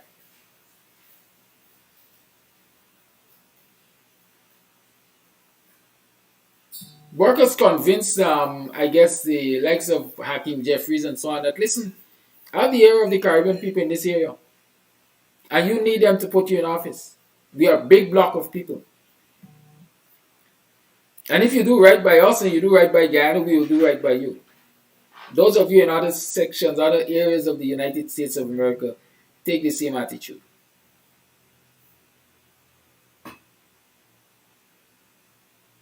Take the same attitude. Good. It is now a minute past the 8 o'clock hour. It is the second day of October in the year 2023. You're tuned to the Guyanese Morning Time. I'm your host, the BUXTONIAN Kidaki Amsterdam.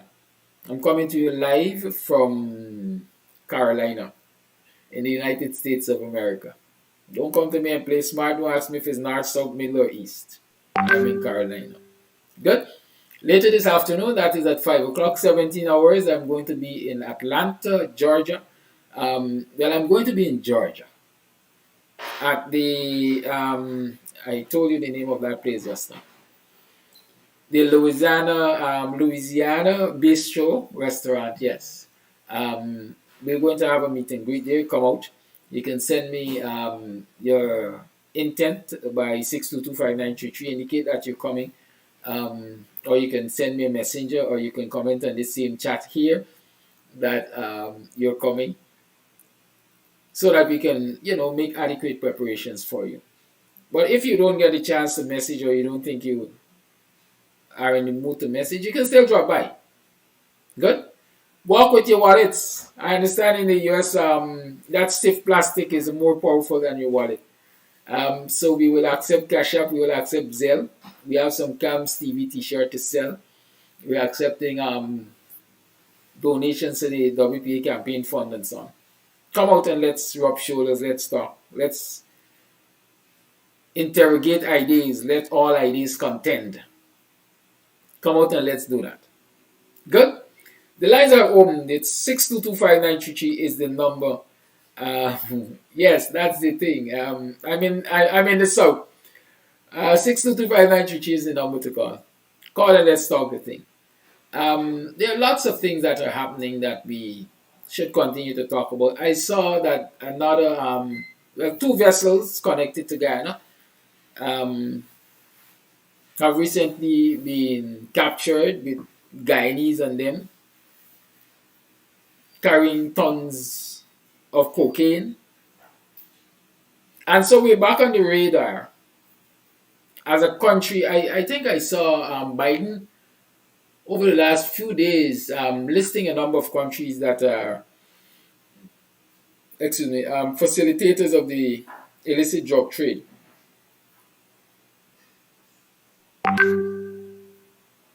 And if you remember, not so long ago, prior to 2015, Guyana was blacklisted on the anti-money on anti-money based on the anti-money laundering, countering of terrorism act, and so on.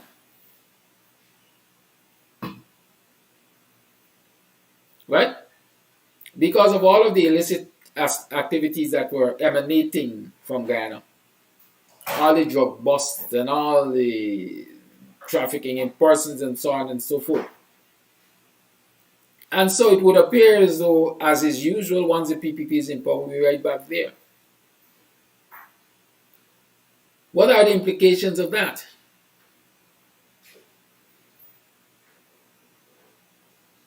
I know Guyana had lost its correspondent banks. Correspondent banking had become a problem for Guyana while the PPP was in office because of these things. And so the possibility is that we are going to find ourselves in a difficult place again in terms of losing correspondent banks. I don't know that we have a lot of correspondent banks right now doing business with Guyana. And so, in the interest of ourselves and the development of our economy and the ease of trade and business and so on, we have to pay attention to this. We have to pay attention to this. And so don't throw your hands up and oh God, there's another cocaine boss. The PPP and their friends lose billions of dollars. No. Guyana is at risk again. And it is these kind of risks we have to protect our countries from. Caller Life, thank you for holding. Seems as though you call it hung up. Patience is a virtue. You don't want me to stop my thought in the middle of a sentence. Otherwise, you don't understand clearly what I'm saying. Right?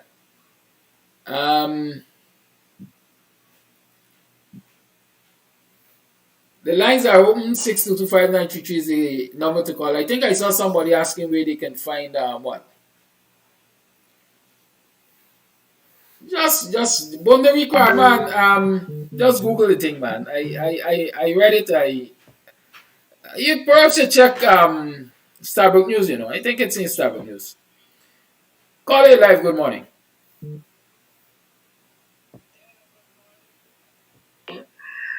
And a special good morning to your chauffeur, Jose, yesterday.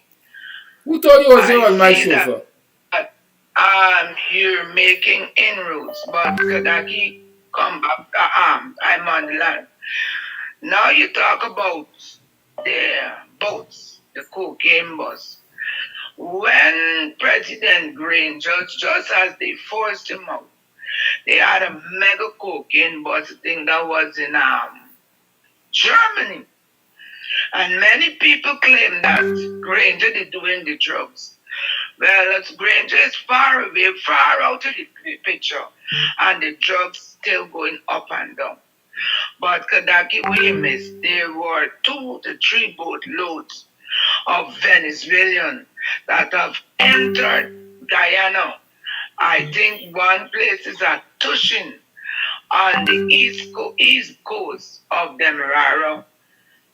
That happened during the week. 2 boatloads of Venezuelans. A joke was even passed that they came with all the children, dogs, cats, and they had a lot of these gaming boards.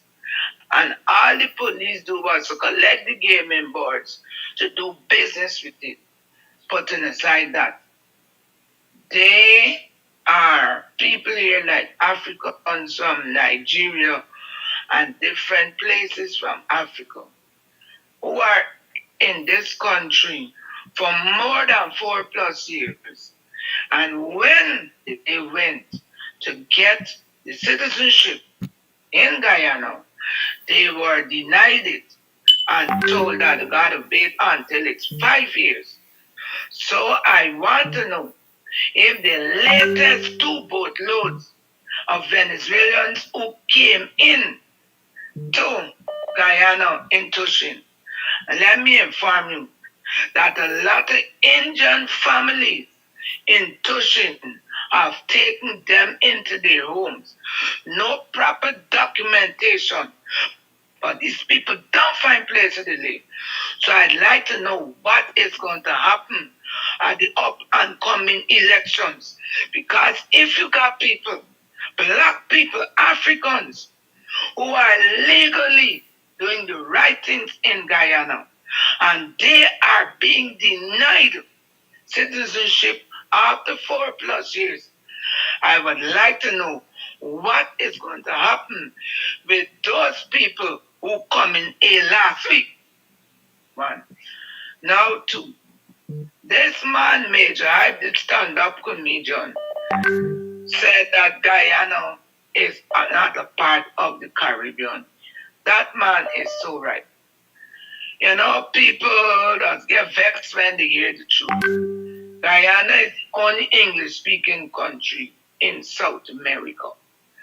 And what Major Hyde brought to the stage, he is right. Because if you notice, Kadaki, we are in CARICOM. And with all we are in CARICOM, they are one particular Caribbean island who was in CARICOM, Barbados. And we were denied entry into that country. Numerous persons went to Barbados, came back on the returning flight. It is only now when Barbados accepted Guyana was in the last election when Barbados realized that Guyana had oil. Guyana was a country that used to go to Barbados and teach them to boil sugar, teach them a lot of things, feed them.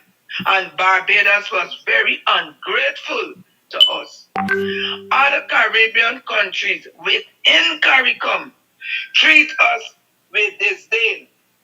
So it is not a problem that Major could have come out and openly say what he said. He is right. And you know why he said that. And all the people who are taking it as an offense against Major should not take it. Because if we look at our cricketing body, we have cricketers with the quality that Guyana can at least have an international team. And when we found oil and those things, I thought that was the point where Guyana would have progressed to become a nation that had more weight in the world. Our dollar would have been upgraded. We would have been able to have our own international cricket team where we got many international players. But because we have been placed within CARICOM, they may take one, they may take 2 of us when we could have got our own team. So there is it. We are suffering because we are involved in CARICOM. The Caribbean waters from the Caribbean Sea does not wash the northern shelf of Guyana. We are being washed by the Atlantic Ocean. That is a washing we. And our Major Hype said it is good. Now with the leadership and thing, you know, everybody bash Norton. I could remember, don't get vexed, when you saw the need of protest, Kadaki. You didn't jump up and say, you know what? That me being got power, levy don't go. But you came together with a few of us and said, here, we moving up this thing. We gonna start going out there. And you came out with a few And we started to protest GCOM. And then the PNC came in. And the answer that you gave to the woman, you were completely right. You know why, Kadaki? Rickford Borg invited the opposition. He did not invite the installed government. And if you went to that forum there as the opposition, the woman was out of place to ask you which political faction you are from. And you give her the right answer, opposition you are. Because if you were the government, you wouldn't, the installed government, Rick Ford wouldn't have want you there. So the answer was correct. And you know, I'm trying to sound as a stick record. Remember the things I whisper in your ears, a little chocolate and sweet. Bye-bye. Enjoy yourself. And kiss Jose for me. Tell him let give you all the good treatment. Because when we come up there, he must give you the same treatment. Bye-bye. Thank you for your call. You know, Jose might be hosting me, but Jose is not responsible for me here, you know. Right?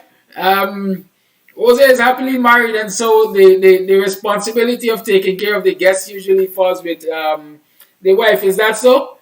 Good morning, Mrs. Morgan. Where are you? Yes. So, you know, everybody's talking about the Venezuelan incursion. I spoke about it once. You want me to talk about it again? It's a part, the PPP is not interested in fending that off because it is part of the plan to stuff the voters list. It is part of the plan. You know how easy it is to get a Guyanese passport, birth certificate now so that you can get onto the voters list? It's absolutely, it's like as easy as ABC. It is as easy as ABC. And so the PPP is quite aware that they don't have the numerical, numerical numbers. What a redundancy, right? They don't have the numbers. They don't have the superior numbers to win an election without rigging it. And so what do? Because they recognize that scrutiny is going to be closer, they're starting to think that, listen, we have to get more people on the voters list. Because if we have more people on the voters list, the possibility is we will be able to steal a seat, at least, by fraudulent Guyanese being on the list. I call them fraudulent Guyanese being on the list. And so the more Venezuelans they can allow in this country and give fake fraudulent citizenship, they will do it because they see that as improving their chances at winning an election. We have to be the ones that are vigilant. There's a period called claims and objections when the list is going to be looked at.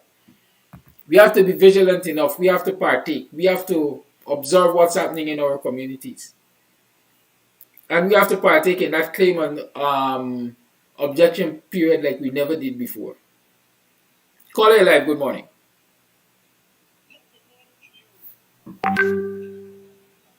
This is Sisters in Guyana. This is Flash Garden. How are you? May I ask? I'm not no doctor now, but I'm still saying, how are you? I'm okay, Flash. Good, thank you. You know, I always said this on your program. I would not surprise that come the next election, you get about 20 more little party. And Jack Dill will play a great part in some of us, answer them with them to what? For some of the black people vote, because black people have more vote in Guyana right now. And what London doing is, I call it in name too. I talk about him on this program. It's totally wrong. Because Flash Garden could remember, he gave David Granger L, coalition L in office. He said, he will not run for office. Because if you run for office, he's going to lock up David Granger and lock up that same Minister of Education, talk all kind of nonsense thing. He came out and said, one time, oh, I stand here for you. We said that is nonsense talk. Stand for all of us. What he could bring to the table now, he ain't got no numbers on it break up black people. Oh my goodness, black folks, my black brother and sister, don't fall for that nonsense. Don't fall for no more party in Guyana. Because you guys could stay in punishment. And is that what Jagdio want? That Jagdio Glassway, because Jagdio get close to who close to him and give him $1 million US and empower the party. Yeah. London this, London this. It's the same thing AFC did when a family party promised young people a lot of things and they began to end up joining PNC. Young people run away from PNC and WPA. That made black man have to punish today for all these years because we bust up our vote. And these young black brothers and sisters, what y'all could do, y'all can't beat that deal. No way. WPA and PNC stand as strong for beat Jagdio, and you're right. It is time for we get these young people, intelligent people, and tutor them, teach them now what I got to look out for, and let me don't wait anymore. And thank you for mentioning Arby Martin here that we got to give that brother all the support. I would not surprise to see James Bond to an all come out to an all. And all of them will be, you know what, Prime Minister candidate. That what PPP love to do to them. Give them Prime Minister candidate. What Badal? Badal take this black brother to be Prime Minister candidate. Badal and him know that he have US citizen. You know, when he announced that he cannot go forward is the Sunday, when the Monday they got to go and any papers. Therefore, they fool the black people them all the time. And Badal is quiet now. He don't play a role. I'm talking with the man that get Pegasus. All of them is using black people, black brothers, to do what? To keep black man in poverty. And then they want to blame Arby Martin. We got to blame ourselves, voters. It's we vote have to put Arby Martin there. Arby Martin cannot put himself there, so Arby Martin need our support, and we must be violent. Leave all the little party. Don't make nobody else come out. It's WPA and PNC. We stand a great chance with them. Thank you very much for your time. Thank you for your call.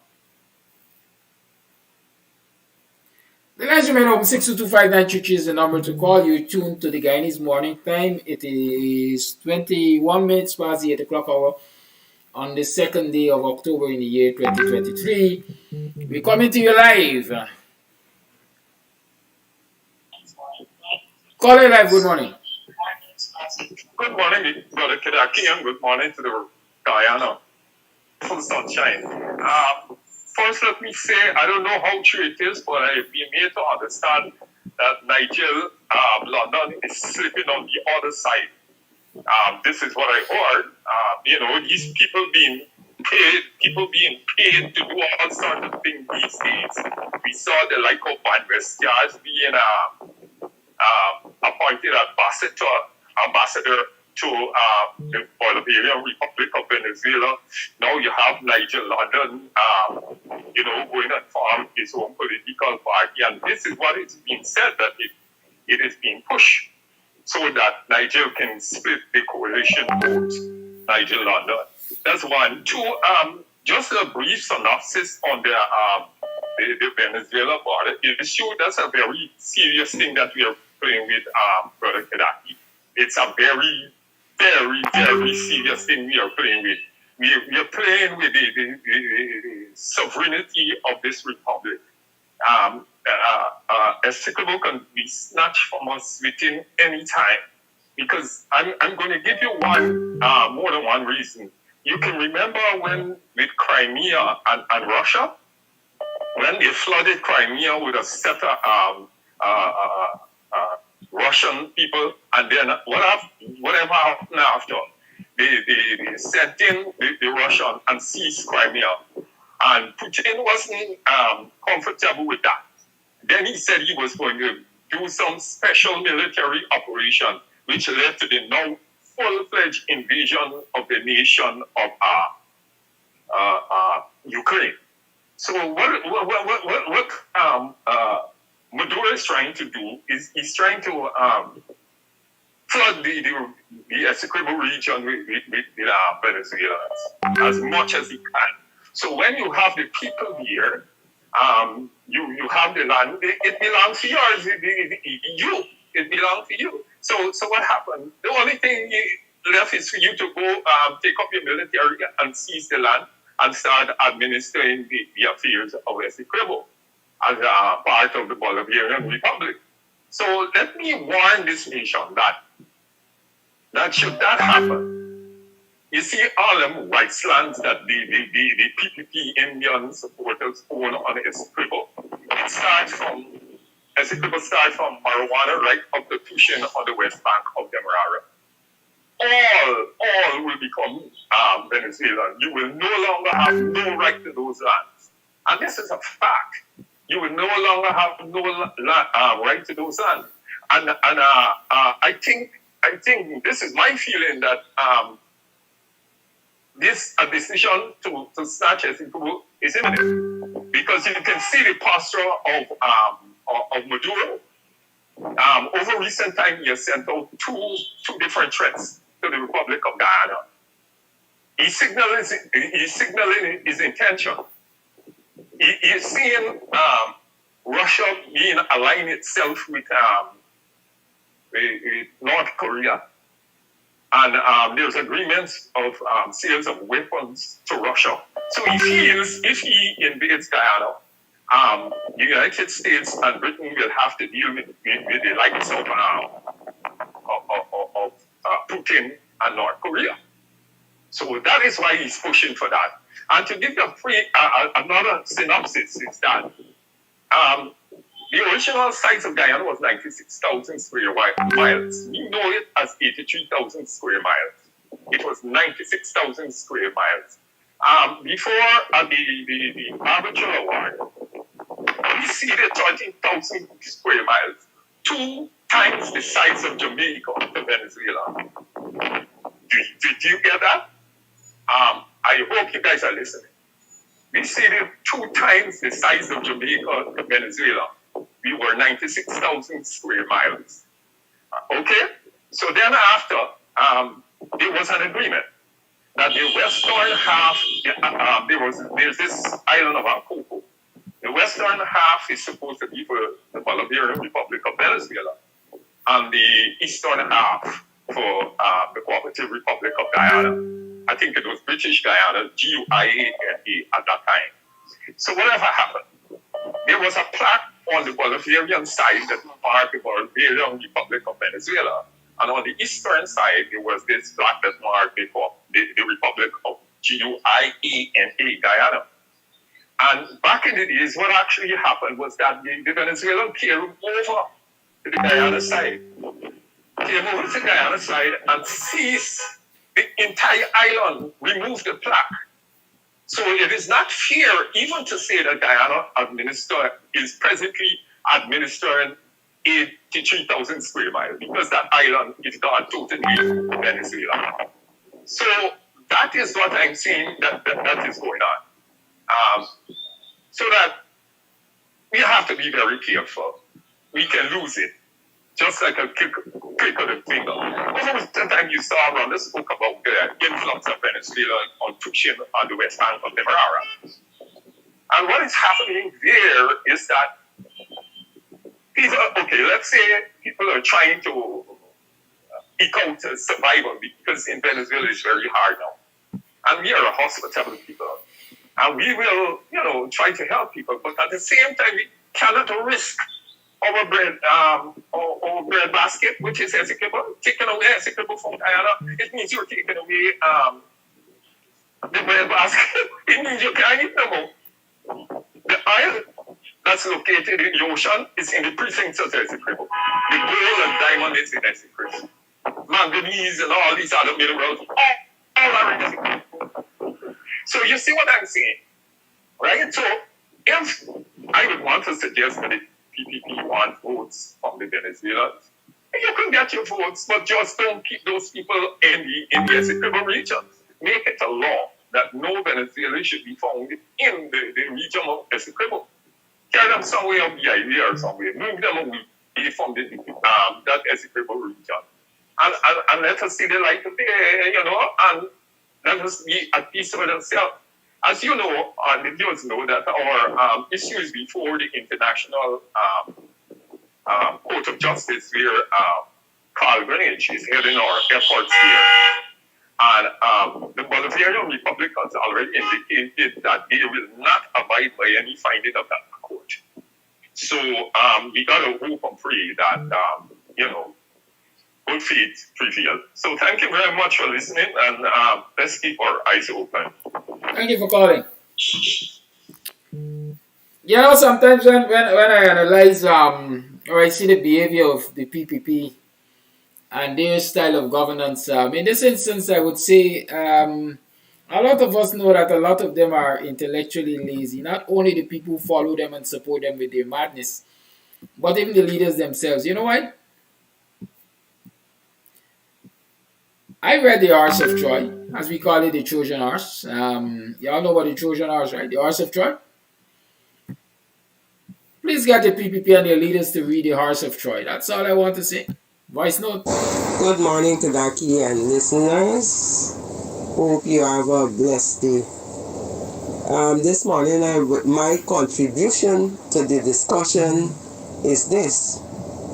I agree with you that the factions in the PNC is causing a lot of problems. I think that they need to get themselves together and do the right thing, which is to support the leader, right? I would want to say that this first past the post system is not working. Because if you had proportional representation, and I hope I get the terms right, if you had proportional representation, a lot of persons who are delinquent right now and who are busy causing disruption, they would not be in office. I recently heard, and I at this stage I'm saying I heard that there is a message going around which will cause more disruption. Vote for me and vote for me and vote for me. I mean, the opposition just went to the States, right, as a united front to solicit the assistance of the United States. But yet, even at this stage, people are still being disruptive. This is not the time to think about yourself. This is the time to think that as a leader, your contribution is important, right? And they're really getting on my nerves. And I'm talking about particular MPs in the PNC. They're getting on my nerves because they're forgetting that at least 51% of this nation trusted them and trusted the fact that they will be competent enough to carry the fight and the struggle. But here we are again, with all this nonsense about me. It doesn't work that way. And I'm very unhappy with them right now when it comes to that. My second thing is this. Beside the diaspora pooling their resources, I'm wondering now as individuals, what will they do? Because I've heard you talk about scrutiny. I've heard you talk about training and all of that. Now, persons in the diaspora might want to play a role, right? They might want to return home to play that role. What is the plan in place for the training sessions for those persons who are overseas. How are we going to get around doing that? Because in most instances, if they return to Guyana, they cannot come for the whole long period. They will have to plan their lives and plan their stuff so that they can be in there for a particular period of time. So I want to know if they're to play a role along those lines, what will the role be and what are the plans for that? Now we talk about unification when it comes to the various parties. I've taken that position ever since. I have particular persons who I personally will support, but it's all in the name of the opposition. That's how I see it. So for me, that unification is important. I think that those are the two most important things that I wanted to comment on this morning. I know you say call, but when I'm at work, my internet does not give me the kind of effect that I want. So that's why I would leave voicemails instead. Thanks again. Thank you for that voice Another note. thing, Kadaki, is there a plan in place for in terms of strategization for the next election when it comes to the various parties? Because Sharon does a reasonably good job in bringing the public up to date when it comes to current affairs. In terms of news, you and Dr. Hines, you guys have a way of pricking the nation's consciousness. I think that's your strong point. You awakening them to the realities of the current situation. So I want to know if there's a strategy in place, or if you guys plan to have a strategy in place to utilize the strong points of every opposition party under one motto, which is being unified and carrying the opposition forward. Well, I don't want to say I will sit here and talk strategy, but it is for the opposition parties to get together if there is no strategy and work out that strategy. Right? Let me say this, part of the big problem in this society, this country, and it's not only with the politics. Well, politics is everything. Everybody has an ego. Everybody has an ego. And everybody's ego trumps the cause. Everybody wants to be president of the dear land of Guyana at the same time, especially that oil pumping. I would love to be president of Guyana because I know I will transform it. People will live in heaven and earth. People are going to have a good life. I promise that. But I also know that, listen, there are people, let me say, ahead of me. I don't necessarily know that they will do a better job than I would. But I know for me to jump past them or try to jump past them, I will create chaos. I will have to break down structures that have already been built. I will destroy relationships. I will weaken the infrastructure that can make us victorious. And so I know my ego will not allow me to do that. I will not allow my ego to cause me to do that. If it is the Creator's will, my time will come. Right? And with me saying that, there are certain people might say they heard the voice of God telling them they must step forth and lead. I can't challenge that. But all I'm saying is that each of us must recognize our role. Each of us must recognize the importance of the individual parts. Old people say, and I said it last week, I think, mouth does say you ain't shit, but body you feel them. There's a story of the body parts arguing. And all of them talking about who got more power and so on, and Batty just locked himself up for days. And the waste can't get out, so every other system start failing. And then they recognize where the power there. Good? Sometimes we just have to step back. Embrace and support. Because the ultimate aim can't be for me to be president or Aubrey to be president or David Hines to be president. The ultimate aim has to be for us to get rid of the PPP. And for as long as my effort will help to get rid of the PPP, I will give 100% of my effort. Good? Call on the line, please. In terms of the voice note I asked about, how do we make it possible for those people who are living in the US and so on to be trained as scrutineers and so on? That is why organizing yourselves in groups in this United States of America, staying in contact, collaborating, networking is necessary. Because there's nothing that says if the people in Brooklyn, New York, or New York were to organize themselves as a group,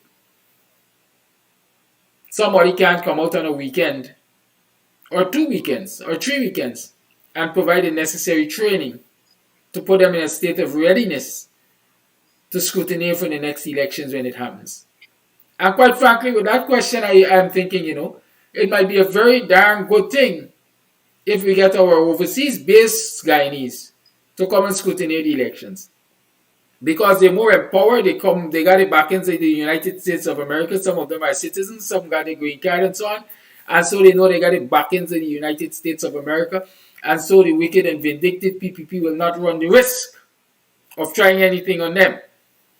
Many of our citizens in this country are ex-military people. And so that's another strength that they will bring to the scrutineering. As against us taking young people out of school who are timid, who are not certain, who are uncertain, and are considering what will the PPP do to us if they win the election, we are not going to get jobs, etc. So if you really want to support this push and you think you have something to contribute in that realm, like I'm saying, organize yourselves, contact me, 6225933. Let's contact others and see how we can make things work. Caller, thank you for calling. Yeah, a blessed good morning to you again, Mr. Kadaki, and a blessed good morning for your station and the contribution you are giving to our nation. And I want to say a very thank you to the person and the people who are playing part in upholding you, who are playing part in supporting you, who are playing the part which is keeping you where you are and helping to take care. God bless that family. God bless that family. And family, as a caller, I would like to tell you thanks so much. My heart is pleased to know, we all know that God will use somebody to take care of Mr. Kadaki. It's not because he's a big man or anything, but because he's in a strange land. And thank you very much for allowing God to use you. And since I'm on the topic of God, Mr. Kadaki, we have got to, everybody in jail, we got to be very careful when we say God, which God we are speaking about. Me, for example, I'm speaking about the Almighty God, who created the heaven and earth and who gave us the breath of life and make man become a living soul. So I'm speaking about the Most High God. And so we got to be careful when people saying, when people may speculate or may run away with the idea. And I'm saying you said that happened. But that God tell them, but this is God, because the devil is a God. And anything we put in God's position become a God. Money can become a God. Car can become anything that we put in control over us. To we be submissive to that thing that is not ordained by the word or the Almighty, that becomes a God in our life. However, I want to remind Guyanese, please, and especially my Indian brothers, just listen to these words I'm going to say now, and tell me if it bring back a memory to you. Guyana should be very, very sad. Guyanese should be very, very, very sad of what's going on in Guyana. No taxes on the isle, no ring fencing. Can you remember those words when a certain person was running for the campaign? That was part of the portfolio. That was a promise they promised this nation that we gonna revisit back the tax. We gonna revisit the ring fencing. They said that individual, Mr. Jack Do, I'm talking about the vice president. He promised this nation that he gonna help to do good for this nation. So I want the Indian them to be honest. Our relationship built on trust. How can we continue to trust a man who promised wide and open that he's going to do something and he's doing totally the opposite to what he promised he's going to do? And so my Indian brother and sister, please listen and think carefully at the next election. When they were accusing the opposition of the laser 1 and laser 2, that time it was $7.5 billion and it did now come out. Now look how much he's going to point 3, 4, 5, 30 billion US dollar equivalent, and now he got it for 13 billion US. Can you realize how this nation gonna be without the ring fencing and without any tax for Exile Mobile? And this is where this nation is suffering. We all need, we can all do, our family, our children, and then all this money, the borrowing and borrowing, we gotta pay back, our children gotta pay back. How can this be fair in our nation? I'm speaking directly mostly to my Indian brother and sister. I'm not saying to be biased, I'm just saying to be honest, to be true, and to be just. Those are words that come to Mr. Jack, the mouth to this nation. And now he is going to court against our citizen. He is going against the nation. How can you trust a person like that? Every relationship is built upon trust. And when you betray the trust, how can you regain that trust with deception and deceitfulness? And so I'm calling upon my Indian brothers and sisters. Do not vote for this PPP government, or we can find ourselves eating curry brick, coconut brick, and we can find ourselves eating curry roti, sun roti, and this kind of thing, because all they are focusing upon is infrastructure for the most wealthy people and those who come in. What happened to us? What happened to our children? We got to go to school. What happened to us when we go to the market, look at cost of living? Every day, what happened to our teachers? What happened to our doctors? What happened to our human being capacity? Is it not the most important thing in a family? The human, what Mr. Jack is doing is putting all of us, and the PP government is putting all of us to beg our bread. So I am asking all those of us, and Mr. Kadaki, you know what I am assessing a little bit? It's not only one bill, but Mr. Landon part. That's a minor thing compared to what I'm talking about the conference, the PNC conference. All they need to get this thing over or bring it clear to the nation that we could know what we're going to be. We want to go close in this election, and then no stupidness come and then scattering everybody. Let me know we stand, because the opposition is going to win this election. We are going to win it if we unite. So we don't want division right now. We can't deal with division. However, Mr. Kadaki, once again, God bless you. God bless this nation. My heart is pouring out. I am crying in my spirit for the division we're trying to come between this nation. United we stand, divided we will fall. Let's stand up for righteousness and in righteousness. God bless this nation. Have a blessed day, Guyana. Have a blessed day, Guyanese. Thank you, Gola. At 14 minutes to the 9 o'clock hour, you tune to the Guyanese morning time. Hey, good morning, Kadaki. I was just listening to your last call, I think is Brother Morgan is his name, talking about the Venezuelan issue. The problem that Venezuela has is with the Monroe Doctrine. They will not dare to say move in wholesale and take over Guyana because of the Monroe Doctrine. The Monroe Doctrine states that Guyana and these parts are in America's sphere of influence. That is what is preventing the Venezuelans from coming in, the Monroe Doctrine. There's another issue that I would like to talk about. And it's going to deviate from your topic today.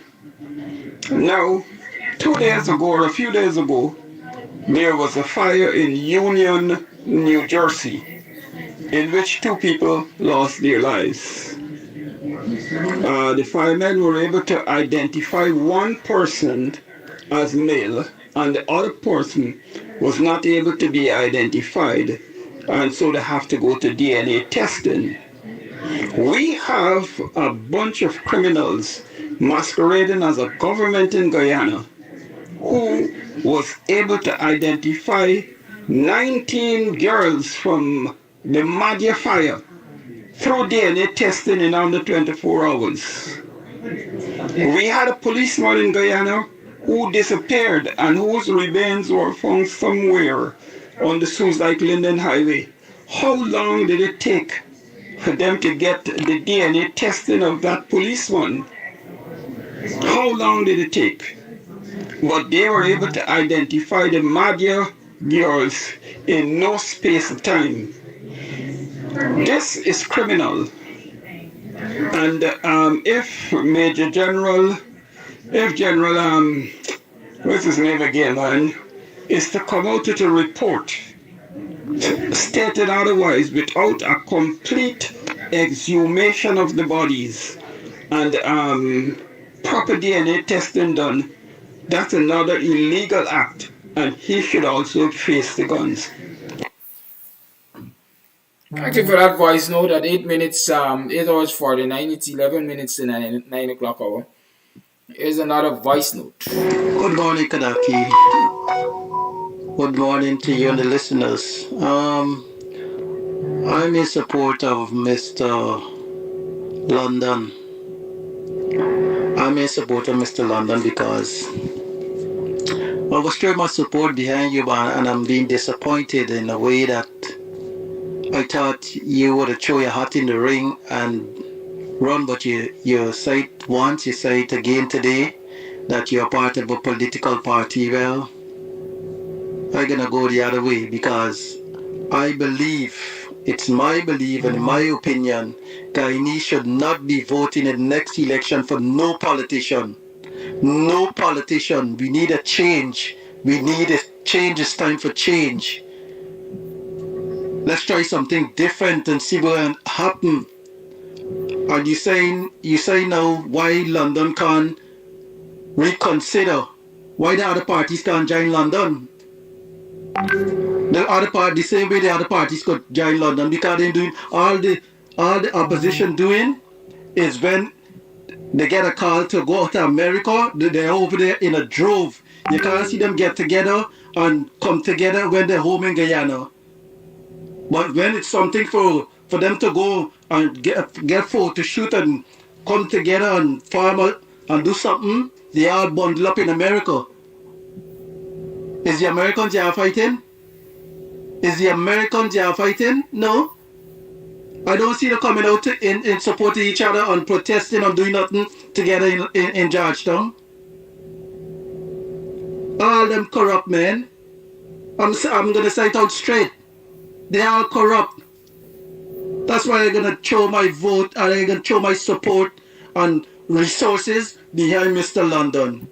He have my vote. I'm gonna show my support and I encourage my fellow Guyanese to move away from politicians in the next election and vote for somebody who's not in politics. End of. You know, sometimes I look how we contradict ourselves because of our emotions. Anybody who runs a political office is considered a politician. Don't vote for any politician, so who should we vote for? But I'll get back to that. You see, let me tell you something. I don't care who believes that he or she will withhold their support, financial or otherwise, from me, because I'm not going in the direction that they believe I should go. I've been on this land long. I've been on this boat long. I've been in the politics of this country since I was a teen. I'm talking 13 and so on. I know to a large extent they love the land. And I'm saying, call all the line. I am maintaining that no individual, newly formed political party can change the status quo of this country in one election cycle. I'm saying to you, Mr. London might stand a chance of getting a seat. People are saying if he gets a seat, that seat might hold a balance of power. I beg to disagree.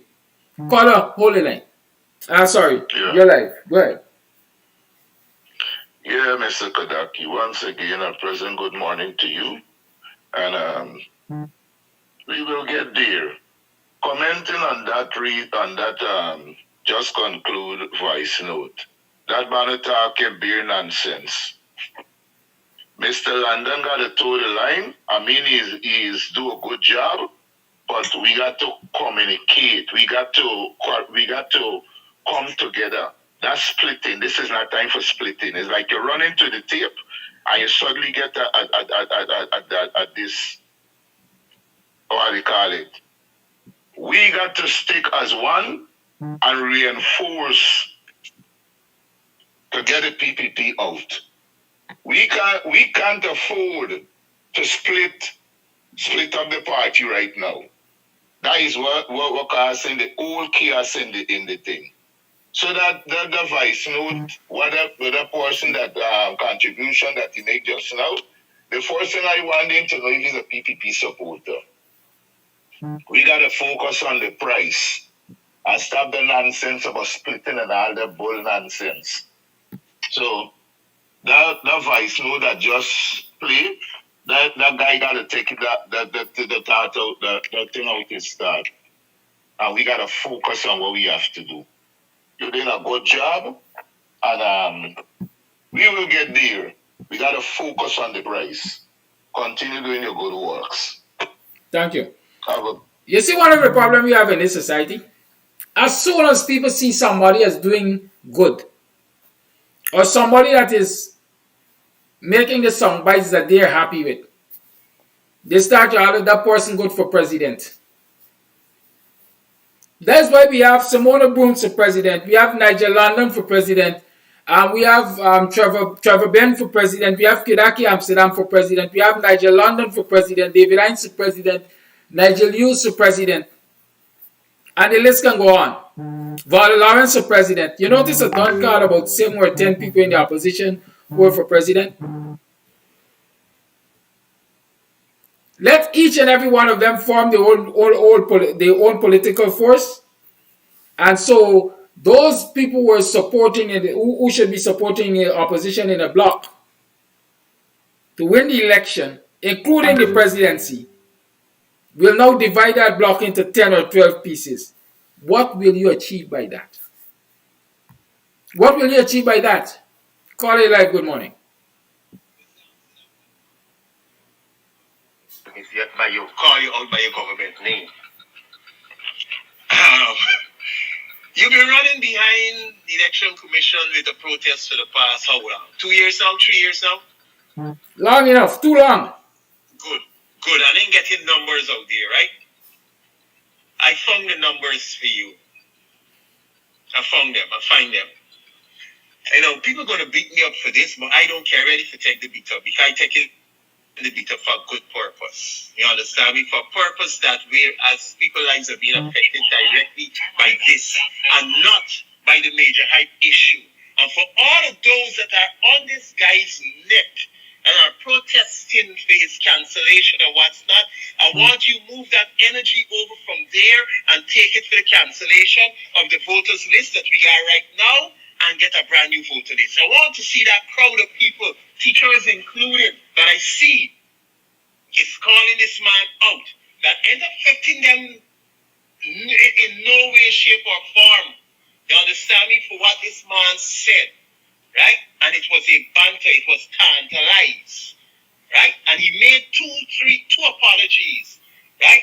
But people still running on. But if we Guyanese use that same energy, especially we black Guyanese, use that same energy and convert it into political energy, we're going to be in a way better position than we are today. This way it's going to be. But you, brother, been running out there with just a few people, and you keeping that fight on. But these people on a broader neck, right? Knees on a broader neck. When they got the oppressive PPP knees on their neck, you understand? But they ain't taking PPP knee off the neck. Right? They're taking their knee and put it on a man who they major height. Who have been representing the Caribbean? Don't worry about where you come from. You understand? But, there's a next debate. But our people need to convert our energies into political energy, and we're going to be in a better position. That's all I have to say. Thank you for your call. All those of you who are proposing that people form new political parties and go with themselves and so on, how many small political parties it took in the last election to get 1 seat. We got some political pundits here. Tell me, how many political parties had to use it joined up to get a seat? Y'all remember? I will tell you straight them. The first person to sit in that seat is Schumann. I think he still sits in the seat because I don't think he give it up yet. They were supposed to share that seat in thirds because it's three of them. You have to join 3 sets of votes to get 1 seat. Call it live. Yes, good morning, Mr. Amsterdam, and a pleasant Monday morning to you. I would like to start off by saying that the previous caller before, the one that called that say, okay, he supported Nigel London or what have you, that is his right to do whatever he wants to do. Nobody wants to know. And you know what? I could remember during the 2020 election saga when Mr. London said he did not vote. And so if you can't vote for somebody, you think it's fair that people should be voting for you and you form a party and what have you. It's not all about self. We need to see the bigger picture because people want glory and, oh, I do this, I do that. No, it's not about I know.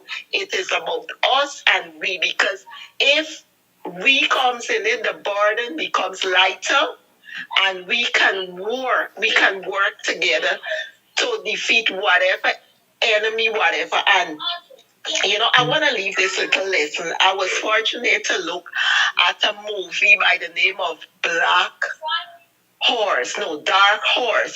And it's with this retired community, they always like betting on horses. And one woman came up with an idea, you know what? Let us invest in a race horse that, you know, it would be ours and we would be able to make some money. And they pooled their money. I think it was £10. A set of people came together. They pooled together.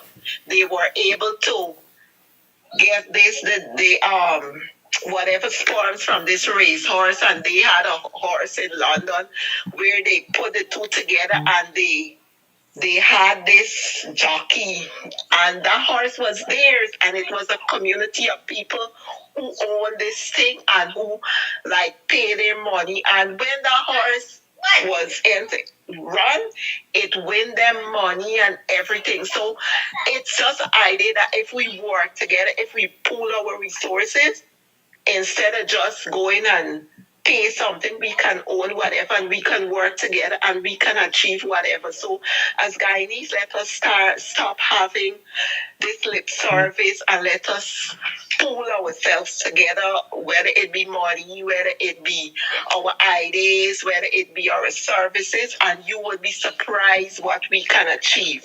So that's my little take for today. If we work together, we can achieve much.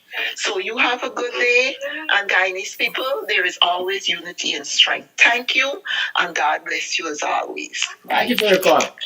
I am saying this, you see this young lady who called here? I believe she is one of the greatest tacticians we have. She always times her call at the time when we are going to close the program, so she has a second to last say because I usually have the last say. Let me tell you all this. What did I want to say? I think I forget, you know. I wonder if I really forget. Let me see.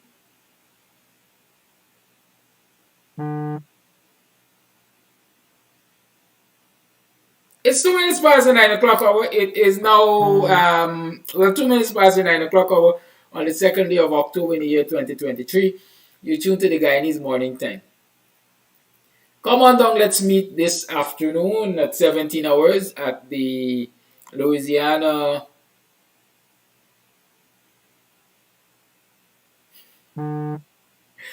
you know what I was talking about, right? Y'all know the place.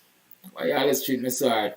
At the Louisiana Bistro, right? Seafood kitchen. I think the place is the Catcher, it's called, or Decatur, or the Cat, or the dictator, right?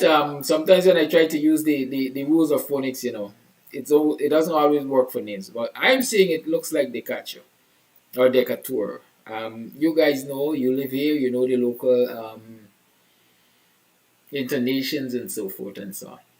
Good. But come on down at 5 o'clock. We're going to be there from 5 to 8, and we're going to continue these conversations. We're going to also be raising funds for the WPA campaign fund and the work of Kams TV and so on and so forth and things. And we're going to get to have one-on-one. There's some things we can't see on the live, I'm getting a call, and I will take this one. Call it live. Good morning. Hi, good morning. I'm just helping you out. Everyone, please meet us at the Louisiana Bistro Seafood in Decatur, Georgia. That is right outside of, it's actually in downtown Decatur. You can get it off of Highway 78, depending on the location. Just put it in your GPS. We will be there from 5 to 8 p.m. this afternoon. See you there. Have a blessed one, everybody. Thank you very much. Good.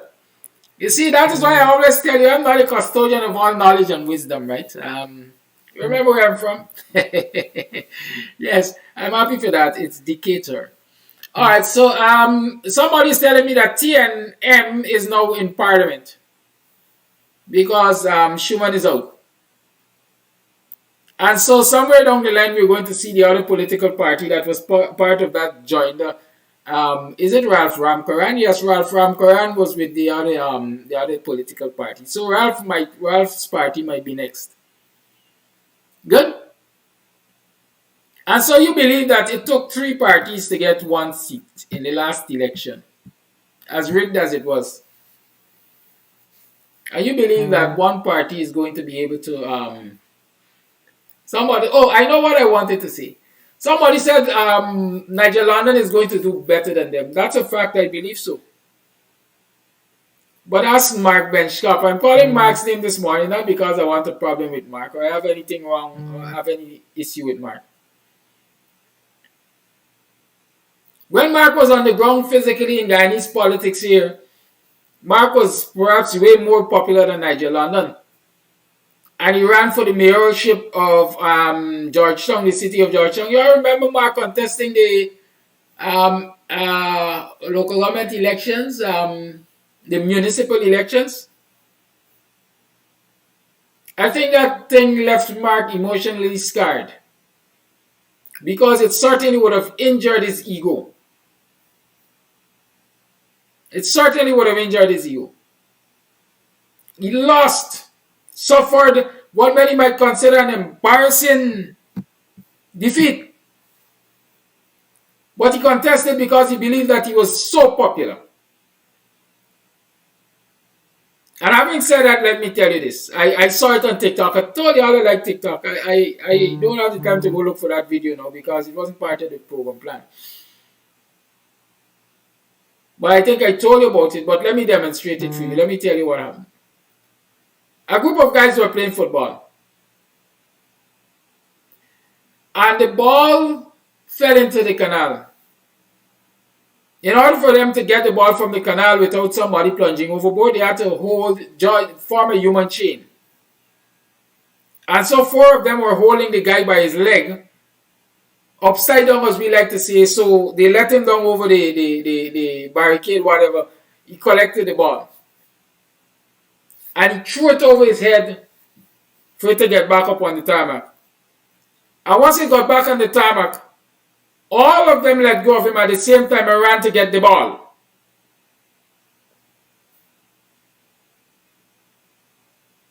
The lesson in that video was, people will support you for a cause. Excuse me. People will support you for a cause. And once they achieve that cause, they have no use for you. Once they achieve that cause, they have no use for you. So all those of us who tell ourselves that we are popular, we are the love of the people, and the people will embrace us, come hell or high water, watch it. Watch it. The cause is to remove the PPP from power. And that is what people will support us for. And since we can do it individually and apart, I don't see people supporting us individually and apart. We might as well get a grip of ourselves, put our egos aside, embrace the cause, embrace each other,